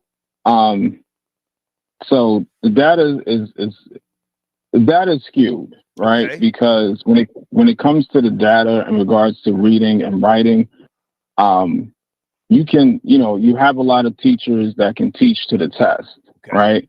And you can teach a kid how to pass a test, but it doesn't necessarily mean they can comprehend, if that makes sense. Oh, yeah. Makes a lot of sense. Right. So the data can be skewed where it's like, oh, yeah, we have kids that are we have 50% of the kids, which is not a large amount, but compared to 20 years ago when you had 20 to maybe 10% of the kids that was reading on grade level. And it's like, these kids can't read. And at this point, you have kids now, honestly, the data is, it's hovering around anywhere between 25 to 50% of kids that are on grade level, which sounds great. But at the end of the day, it's one thing you can read words, right, but it's another thing if you can comprehend right what you're reading. Right. Right. Right. So that so data can, you can have all the data in the world, but data can be skewed, whether it's especially if it's human. Okay. And I just want to just add this one thing. Sure. Another thing that's really handicapped, and I don't want to say it is all on the parents, but another thing that's handicapping parents, and we get that a lot, where parents are saying that I can't do anything because if I do something like I want to do, I'm going to get the CPS case, this, that, and the third. And at first, and honestly, a couple of years of my teaching, it's like, it is what it is. You have to handle your child. But when you are a working parent and you have a CPS case on you, and it gets directly reported to your job, you're going to lose your job. So you have a lot of parents who are, at their wit's end, where I can't do anything, where they literally can't do anything because they're going to lose their job because of, all these regulations that's in place, and it's not a Democrat or Republican thing, because the no child left behind thing was a Republican thing. Okay. Right. So, it has to be a balance where mental health does play a role in it, but at the same time, it has to go back to the point where you have to allow parents to parent. Okay. I got to take other calls. I appreciate you. Thank you so much. No problem. Thank you. Thank you. Sir. Yes, sir. A lot of people chiming in on the showrunner. Okay, guys, I don't know what's going on, but Sunday has sat down Big Elvis, the chef Rosenberg, for 30 days. Guys, I don't really look in the live chat. I don't wear my contacts. Was something going on in the live chat that I missed, or maybe I should just mind my business? The live chat does what it does. Who's on the screen there? Greetings, Star. The issue won't be AI as the underlying drive. Always comes back to the father in the home, or lack thereof. AI accounts for academics, but fatherhood builds discipline and structure. Okay. Good comment.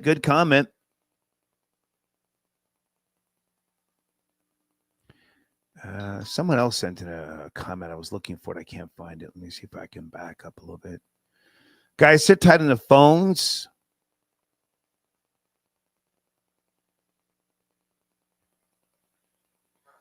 Thank you, Deeds. I got your text message. Okay, whoa. Please read the note. He was talking ish on FBJ's page. Okay. That's the reason why Sunday sat down Big Elvis. He was talking in his community section or something like that. I didn't, I'm not fully in the loop, but okay. Sunday spending Skrilla. Guys, that's just how this show works. That's how the show works. It regulates itself. I focus on the topics. I want people to stay on topic. Deeds is the only person in the live chat. Don't hate on Sunday because she's a boss spending Skrilla. It's business over bullshit. Well, look who decided to tap in on a Thursday night. Janet. Hi, how are you, Star? Hey. I posted a re-uploaded, a video this morning that had that long conversation with me and you in there from 3 weeks ago. Long ass conversation. What conversation? Oh, what am I? Anyway, the reason I'm calling in is about the children. Okay. And I'm thinking a couple of theories, but the thing is, once the internet came along, our primary and our secondary grouping became mashed together. Whereas once upon a time, it used to be the immediate family and those that are close to children and rearing them in their formative years where they get their morals and stuff from. Now it's like they get it from the internet. Okay. So parents are in competition, which is really a scary thing because there are a lot of single parents out here. There are a lot of working parents out here, and it's hard enough now. From my can I speak honestly about myself? Sure. Okay. All right. So, as a detail of, being a primary breadwinner for my immediate family, it was hard on me because I was always working, taking crap from the job, and then trying to raise these children. And if I didn't have the strong support of my neighborhood at the time, because, at that time I lived in an enclosed neighborhood over there in the Weequahic section of Newark. So it was, we got by, and I thank God for that because that was a blessing. So, and then you think about the stuff that's going on in the school nowadays. If I think back when I was in primary school, we was learning how to tell time with the clock, and then in the 70s when the digital clocks came in, that kind of went out the window in the schools. It's just like cursive writing is going out the window. Just like learning math is going out the windows with the inventions of the calculators and all this other advanced technology. So you sit here and you say, well, listen, we're going to get you to school. You're going to learn business, or you're going to learn engineering. You're going to learn nursing. You're going to learn become a doctor, whatever. And then, but how are you going to say that to a generation now coming up that could look online and see somebody talking on a YouTube channel living in a mansion? Good point. And the only thing they're doing is just talking, and then they're not even making a good point. So let me jump in. Let me jump in. You're not as old as me, but the question, how did children become so bad? You're saying it's a long buildup. It didn't just happen within a couple of years. It's a long buildup. And and what, if anything, will turn things around? Or are we just headed in a totally different direction and we got to get ready for something that we've very little experience in, and that's just what it is? Thoughts on that? Well, see, the thing is that we're human. And if we look back on the technology that we had 20 years ago, if you're in that age group, like, you and I are. That's old. And and you look back at the things that we thought were just out of this world, and we look at it now and we say, oh, how stupid were we to think that this is so fantastic. Now you have to imagine, like, these kids nowadays, they growing up, and these things are normal to them. Janet, I'm sorry. I'm sorry. So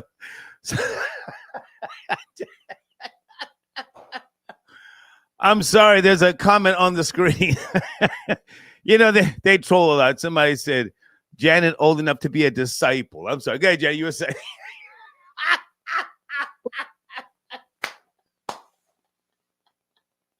Oh, my God. Pardon me. Janet, are you there? You there? Well, yeah, I thought, see this, I when I call in, I have something to say because it's on my mind and it's serious, and, and here's the thing. Well, they take shots at me too, Janet. We have to laugh at ourselves sometimes. I wasn't trying to be mean-spirited. Go ahead. All right. So if we look at, like, the kids nowadays, we say, well, they're not reading. Well, the kids are not reading. They haven't been reading since they start teaching sight wording in school, where they just they inundate them with these words, and they see these words, so they know what these words are, and they know what they mean, but they're not sounded out. So when they come to a new word, then when it's opened up to a new word, like, say, if you go take a state test or something like this, and it has words in there that they're unfamiliar with because it's not, used in their schools, they can't read because the way they were taught, they was taught sight reading. Okay. Jen, I have to jump in because I don't want to make this just about black children, because that's where we're headed. I didn't say just black children. Okay, if I can just say this. The question, how did children become so bad? Again, I grew up in Scotch Plains. You know where that's at. And you grew up in Jersey as well. Mm-hmm. But the white kids, they come up different and their crimes are different. Would you say that the crimes of the white kids on a grand scale are more, do they have more effects on the shift in society? if you will. You know, white shooters, you know, killing politicians, killing prominent political figures. I mean, it's been going on since the dawn of time. Would you say that that has more of an effect on society than just, you know, black kids jumping a black woman in Chicago, beating each other up? You know, give me your opinion on that. I would say it has more on effects on the society, and the only reason I would say this is because white or black, money, white or black. When you have suburban, because there are black people in suburban too. But I asked about white or black. I asked about white or black. There's a question. Don't change the question. Okay, so here's my thing. I believe that when you have money and you're capable of covering up crimes, you know. Jen, I need you to answer the question. What I asked you, please don't change the question. I asked you white or black. Never mind the suburbs in the city, white or black. Who has more of an effect on the shifts in society? if you want to talk stereotypes, I believe black crimes have more effect because you know why? Because they need someone to blame. See, if you have parents and they're in upper middle class, and you go out here and you drop, as you say, a brick on overpass, your parents have enough money with lawyers and stuff to get it down and whittle it down and charge it to something else, and that goes on record. So if a black person goes and do that, who has a limited amount of income, whose parents have a little amount of income, and they throw that same brick off that same bridge in the same result, then that's going to count as an attempted murder. Okay. That's going to count as something totally different because the charges are going to read different. That's why I say the grand jury be the only. Jen, I appreciate you, but you're going way off course of what my question was. So let's wrap it up. I'm going to get back to my question with, you know, the topic. Okay, so the only thing I want to say is this, all right? If you want to get a true definition of crime statistics, then you have to get rid of the grand jury or have it open because they changed the rules inside those closed doors. Got you. You understand? So that's the only thing I have to say. Okay, thank that's you, Janet. it. Thank you, Janet. Okay? Bye now. I appreciate Janet calling in. What I was trying to ask was, with regards to the showrunner question, how did children become so bad? White or black? Who changes the course of society more? Yes, we know black kids are dealt a dirty hand, if you will. But those low-level little black crimes or even black murders, they do not, in my opinion, equal what these white shooters do to society. They change laws and policies behind these white shooters. These white boys come from two-parent homes. Look at the guy who supposedly killed Charlie Kirk. He didn't come from a broken home in the projects. Changed everything. Huh? Got people talking different. He pulled out what used to be called the act right. Make you act right. That's all I wanted to say. I missed a donation from Sunday. Janet talked to her cats. Hey, Sunday. Guys, sit tight. I want to make sure that I'm touching on my bullet points, my notes. Okay. I think Yosef wants to tap in. Guys, rapper Pras from the Fugees has been set down for 4 years. I don't know when he goes in. He was sentenced today. Does anybody know if they kept him? Did they cuff him in the courtroom? I'm looking for a video. Did they cuff him? 14 years, and he's talking about his team has reached out to Trump for a pardon.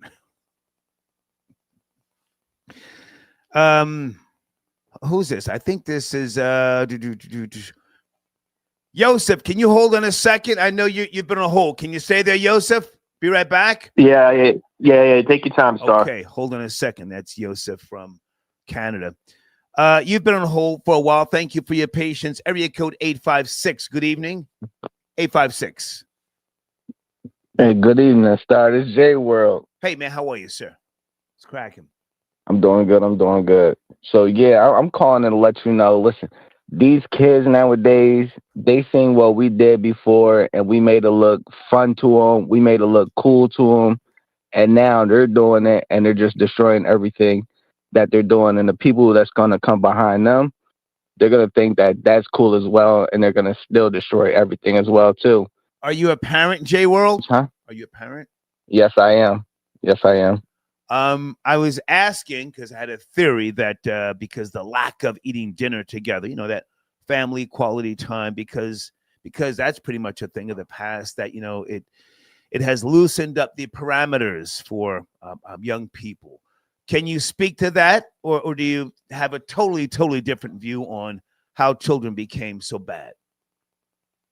I got a totally different view, but even nowadays at the dinner table, everybody could be at the dinner table, but everybody's gonna be doing something else. Ain't nobody gonna be talking at the same time. Ain't nobody gonna be listening, because they're gonna have technology at the table.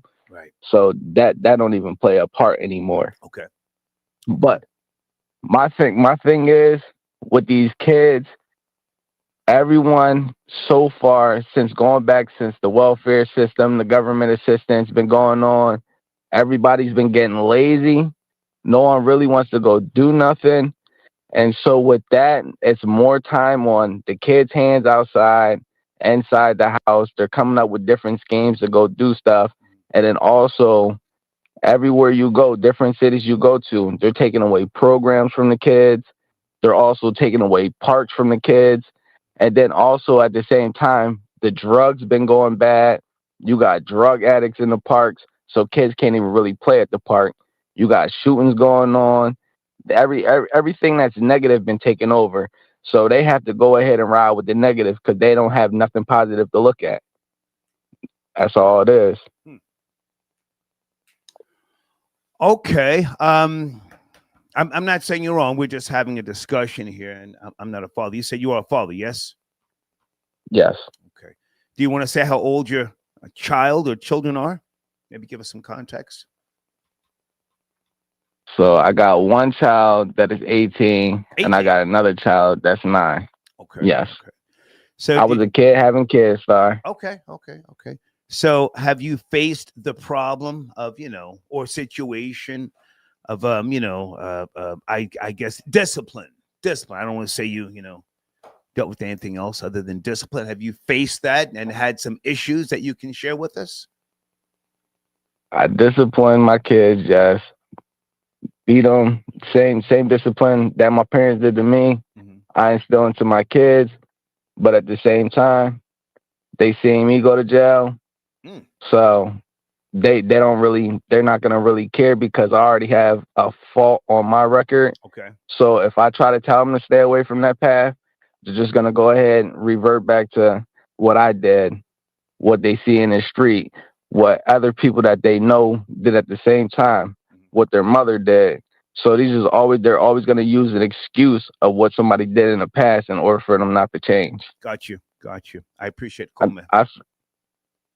And one last thing, yes. I figure we got to run our system like how China is doing. Them kids over there. That's never going to happen, sir. Get in trouble like that. That's never gonna. We're not going to be caning children in the middle of the streets. It would never happen. Oh, not painting, but I'm just saying. No, caning with this C. You know what caning is? It means Yeah. Caning. Never gonna happen. Yeah. So I'm not talking about that, but I'm saying we need these all year round schools. We need them to have something to do all the time. Even go throwback, home ec, wood shop, automotive. Throw that back into school. Kids had a better shot at life when they had that in there, the tech programs, the resources, that if they got something that they can do to take their hand off of the idle time, they'll be good to go. Okay. I appreciate the call, man. Thank you. All right, Star. Bless. Bless. Give me a second, guys. Joseph, hold on.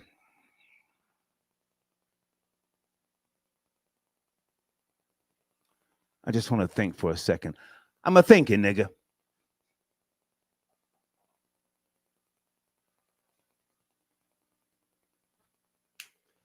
Again, I keep coming back to AI. The past is the past. All that bringing this back and we got to do this. No, it's somewhere else now.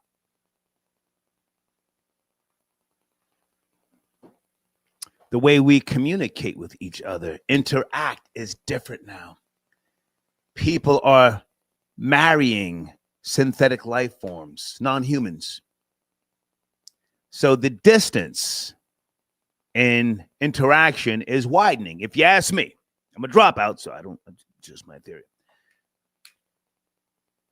And again, these AIs are racist. Racist. The AIs are not going to teach certain things that maybe your child needs to know.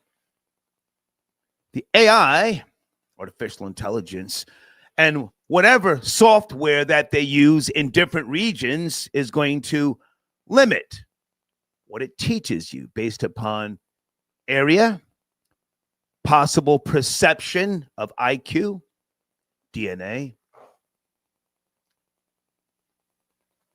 You're not fit to learn about physics. You're not going to become a physicist. Let me look in the live chat. Am I making sense? That's the way AI moves.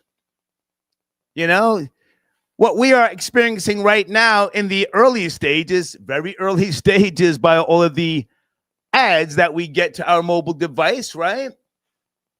You go on certain websites, you got your little browser and you got your fucking, things that give you a chuckle, but in reality, it's collecting your information. So the kids, whether the kids grow up in, I don't know, South Atlanta, Fresno, California, North Jersey, those AI programs are not going to teach every kid the same. Yes, no? Oh, somebody says quantum mechanics. Nah, I'm not going to teach you no quantum mechanics. You're not going to, you don't have the DNA structure to comprehend that. Chat GTP is not going to help you.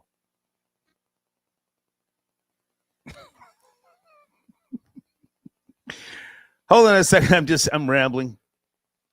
Is that Yosef tapping in on a Thursday night from Canada? Yosef, thank you for your patience. Where do you want to start? Anytime, Star. Well, I just want to talk on the children's subject. I've been listening to the show. I've heard a lot of interesting viewpoints. Okay. I want to chime in personally because I'm younger. I was born in '96. One thing I've always been very grateful for, and my friends that are the same age, we've always said this. We were like the last generation to be outside before the cell phones fully took. When a cell phone was just something your parents could find you with, not a computer in your pocket, right? Okay. And I remember growing up with social media, and I remember growing up with the internet, and we watched it go from sort of something, a little thing to a big thing to it basically controlled your whole life. Now, where I'm trying to go with that is now, as time goes on, we have kids that are born into this.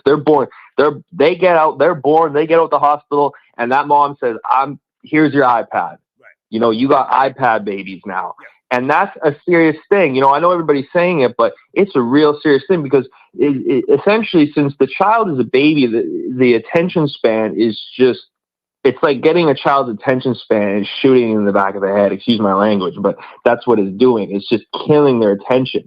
And then they go to school where frankly, I think the quality of teaching and people just don't care anymore, because I know in America you have like No Child Left Behind, or had No Child Left Behind, sorry. Mm-hmm. And in Canada, they've implemented in the past few years, we don't even have letter grades anymore. like, so you can't fail a class anymore. So what I believe happens now is there's no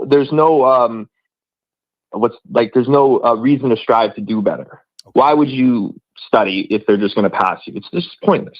And then to tie back to what I'm saying about social media is now children and young people, they're not influenced by people in their communities because, what's the saying?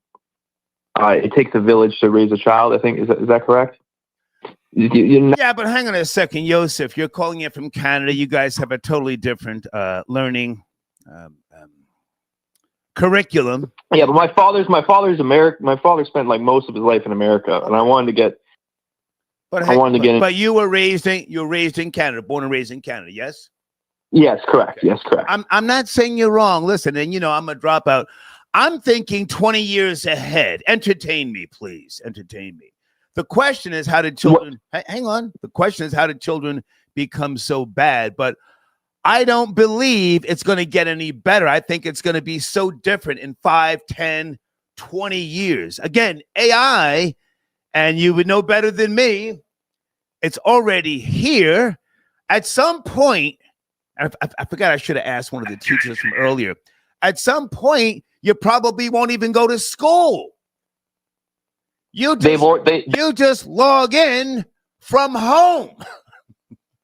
You log in to whatever software you got to spend Well, look at Zoom. Hold on. Look at Zoom. You don't got to do anything. Here it is. You can either chime in, be a part of, try to become a productive member of society, or you don't. If you don't, that's on you. Go ahead. Yeah, no, you're totally right. I mean, we saw that around 2020 when COVID came around, and kids were fully learning from home. All they had to do was put their Zoom on and make sure their webcam was on or make sure the microphone was on, and that was it. So.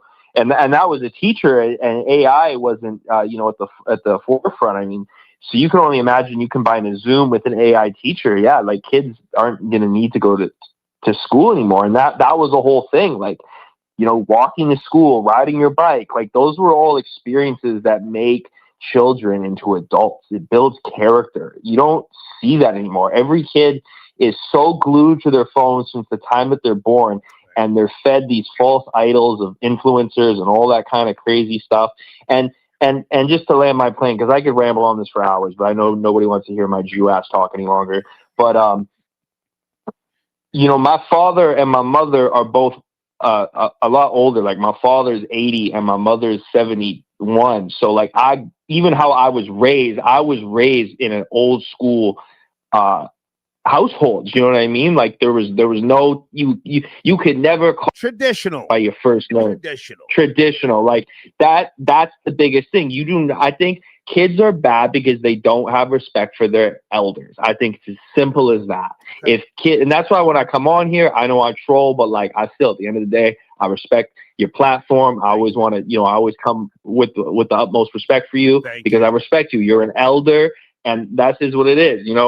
I talk my ish, and hey, whatever. The world's gonna keep spinning, but appreciate you, man. Hey, man, we'll have to see what happens, man. But until next time, Star, always good talking to you. Thank you. Salute. Okay, Joseph. All right, Joseph tapping in from Canada.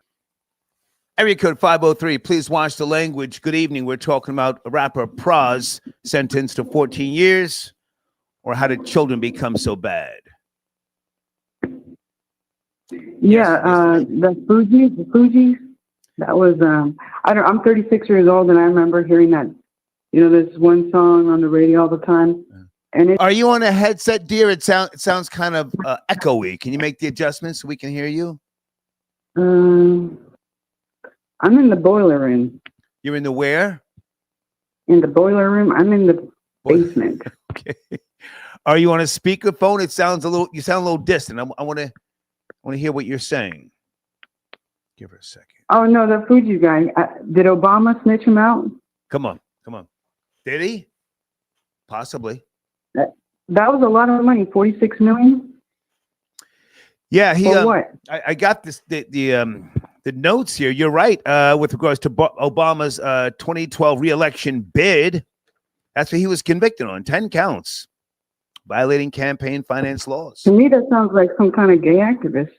So he might have fun in jail. But then again, I don't know, because that's the Obama administration did some funny stuff. Okay. He was also illegally lobbying the Donald Trump administration in 2017. So he found his lane, so to speak, and now he's paid the ultimate price. Were you a Fugees fan, or are you a Fugees fan? No, every time the song came on the radio, it annoyed the crap out of me. Okay. Because it used to replay, all the time. Okay. All right. Well, I appreciate the call. Do you want to chime in on the showrunner? How did children get so bad? Oh, the kids. I think it all started with Grand Theft Auto. Okay. And then South Park. That's when the kids started getting bad. And then even if you want to go prior to that, it was the movie Colors, right? When the movie Colors came out, everybody was wearing... With Sean Penn? Sean Penn? Colors. Right. But now I guess it's the Tylenol, because there's a difference between... I know people have been saying the education or something. There's a difference between bad kids and dumb kids. And a lot of bad kids are actually really smart. So I like it has that. to be the Tylenol. I like that. But hold on a second. You said South Park. Can you tell me why you said South Park in terms of influence? Yeah, that's when, they killed Kenny. They had the just perverted crap on there, just racist stuff a lot of times. I couldn't stand watching the show. I don't know why kids liked it, but I realized it was mostly boys who used to watch that show. Okay. And then with the Grand Theft Auto thing, you could go and hire a prostitute in the game. It wasn't like Donkey Kong anymore. Are you a mother by any chance? What? Are you a mother? Are you a mother by any chance? No. Okay. All right. Just asking. All right. But I did raise, I helped raise my nieces and nephews. Okay. And I saw a transition with them. And it's mainly, again, with video games and the combination of the food they're eating, like the McDonald's, Taco Bell. That Taco Bell cheese, it's disgusting. Yeah. It sticks in your stomach. It's stuck in the sink. When I was washing the dishes, that Taco Bell cheese stuck in the sink. I thought, wow. I've been vegetarian 31 years, and I don't I don't mess with Taco Bell. I have to agree with you. Taco Bell is disgusting, and that's not cheese. Well, let me not say I don't know what they serve at Taco Bell, but most of the cheese today is cheese product. So, Taco Bell, I don't like that. But, yeah, and then there's the little ones. They drink bug juice. Have you heard of this, Star? Bug juice? Yes. Bug juice. Yeah. Yeah, it's disgusting. And the parents give them the food. But then again, as far as internet, the internet's been around for a long time. Back to the Future type stuff. And you could even say in Africa, they don't have internet access very much there. But the people there are pretty savage as well, like you say. Yeah. All things. And maybe there does something have to do with immigration, because as far as Haitians and stuff coming over, you developed and created Kodak Black. So I don't even know. I like. And as far as that lady getting murdered, that's really sad. Yeah. That she did that. But yes, white men when they're with a other race that's not white. They regulate. Certain things. He regulate. Yeah. So. Especially if they're military too. Okay. I appreciate your call. Thank you so much. Okay, bye, Star. Take care. Bye now. Okay. I like to let people talk, give them a chance to get it out.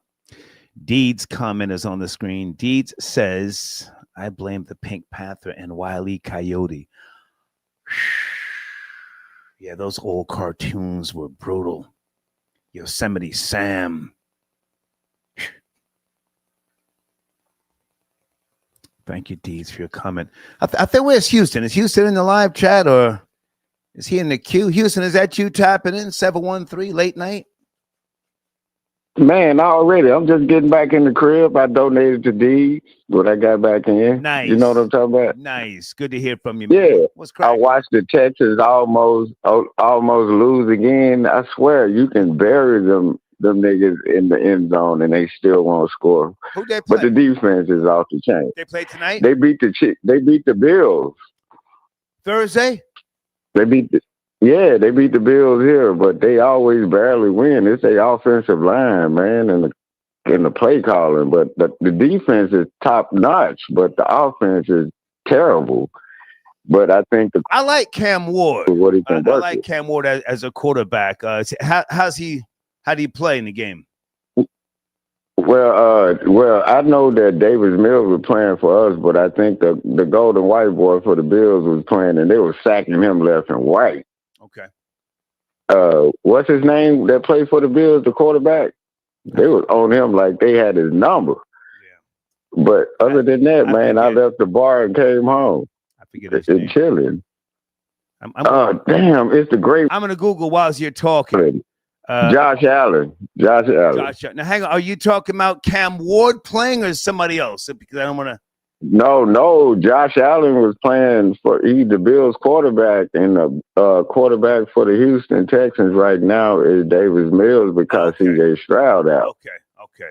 Because he got hurt. I knew we needed another quarterback last year when I saw him hang. Cam Ward plays for Tennessee. Okay. We need another. Got you. Okay. Yeah, I said we need another quarterback after we saw Ever Rose around CJ Stroud. He out for the year. You know what I'm talking about?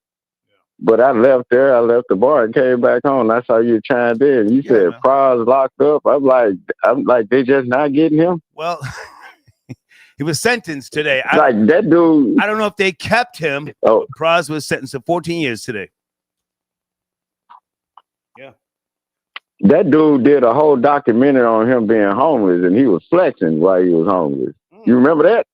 I didn't see that, or maybe you remember that he did a couple of years ago. He did a documentary, Stand Out with the Homeless, and then he was like, "Well, I'm still this and that." But I'm like, man, they should have been got this nigga. Get him, get Akon, get Wyclef, get all these Africans and Somalians, Haitians, whatever they are.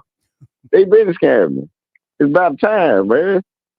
Nobody picked up on it, man. Locked them up, man. That's about, man. Go and get them, man. They ain't giving nothing to nobody. They coming over here scamming, and then they can't even scam money out their own country because they don't even own nothing over there. So they come over here scamming, and then try to send that money back and act like they doing something. Akon City got what? Akon City got what? One boulder over there, one block of rock over there. Like with Akon, his name ain't even on it. You know what I'm talking? Hold on a second, Houston. Deeds just sent me a text message. Pras is set to turn himself in on January the 27th. Pras from the Fugees is set to turn himself in on January the 27th to start his 14-year sentence. Houston, go ahead and finish up, man, because I got one more call after you. Go ahead. Okay, well, as far as the kids, I think this started off from slavery and slave mentality. They gave their kids back to master when they did the welfare. So these females, I call the one who give birth to live young, they gave their kids back to master so he can do whatever he wants to. He can set the stage on what age they're legally able to have sex. That's their own thing, and then they turn them kids out. Anybody but the real father can be in the house, so they can see everybody but the real father. And then when they see these ratchet mammies running around here talking about you a deadbeat, you in this, and that's their father, but every other nigga can run through there and run through them. But the father can't be around them, and then they sitting around here looking at that. So I don't feel bad about nothing that happened to them kids. Like them kids up in Chicago, if they really wanted something, of these dudes that so-called gang members, they giving y'all a free way to handle that kind of business on your block, ain't it? And you know that's free. Like you ain't got no orders. Like you know not to touch no woman and their kids. Right. You know what I'm talking about? Good point. But you know I'm gonna end with that, man. Thanks for having me up. Good to talk to you. Salute. Already. It's my guy, Houston. Okay, I spoke to Yosef. You know, I had a question. Maybe I should ask it anyway and finish up the show, but let me take this call here. Area code 216. You've been on hold for a while. Thank you for your patience. 216, are you there? Yeah, I'm here. Scotty Jenkins, 216. Hey, Cleveland. man. What's going on with you? Good to hear from you, sir. What do you Man, want to start? Man, I'm gonna tackle the whole the children situation, but shouts out, salute to Houston, man. He had me over here dying laughing. Last year with C.J. Stroud, I watched him. I followed him. A Buckeye, die hard. Okay. He's a God-fearing man. He wears his faith on his sleeve. He's always very thankful to God. He praises God. But the moment I seen C.J. Stroud with Amber Rose last year, I was like, there go God. Yeah. Listen, I don't mean to cut you short. We got to stay on topic. Rapper Pras Michel sentenced to 14 years, or the showrunner, How Did Children Get So Bad? Please, Scotty. How children get so bad, man. I like how you have to keep emphasizing children collectively. It seems as if the common denominator is when you say that, everyone seems to sway towards black children. I've been noticing that, and you have to keep reminding people, hey, I'm speaking about children overall, white children, black children. In general. In general, right. But it keeps swaying. The public opinion, for what I've been hearing, is they keep either start with black children or they leave with, or they end up going over to black children. And you're right, in general, there's a systematic construct that has been implemented. There is no one thing that we can point to where these children have become so destructive. We've always had different variations of destruction across the board, whether you're white, whether you're black. You know, and in the white community, they're called little white lies. They're called little white crimes. Right. They get spanked on their hands. Right. They get excused. Hey, that's a child. You know, just let him live. He's a 21-year-old college student. Yeah, but he's a child. What was that white dude in the Olympics a few years, like 10, 15 years ago? He did some crazy stuff in the Olympics. And he's like 20-something years old. I think you're talking about the swimmer. The swimmer. Yeah. I'm like, that's a grown man. Yeah. But what I'm saying, I'm just using that as an example to how they minimize theirs. But so then when they grow up and they start becoming school shooters, and they become they are actually the most biggest receivers of welfare. But then they'll always make blackface. Oh man, you know, what about Chicago? What about this and what about that? And it's like, hey man, I'm basically saying you cannot pinpoint one thing overall, because there is a systematic entirety of how this thing has been implemented. You can go from slavery, you can go from welfare, you can go from white neighborhoods to white collar crimes to all. It's an entire systematic construct that has been implemented, and now we're seeing the fruits from drugs to food. I believe food has something to do with it as well. I do love Taco Bell after a night of drinking. Helps you clear out the system. Come on. I ain't gonna lie. I ain't a real big fan of it when I'm sober. Right. But hey, I wake up tomorrow morning after a fifth of tequila. I'm going to Taco Bell. I'm at Taco Bell and get me 2 Gatorades. Okay. But yes, there is. It's so much. So about the dead Pras thing. Is he African? Pras is Haitian, of Haitian descent. Haitian? Oh, well. That says it right there.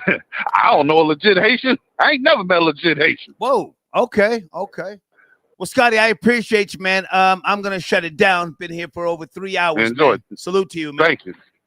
Have a good one. Thank you. Okay. You too. All right. Scotty tapping in.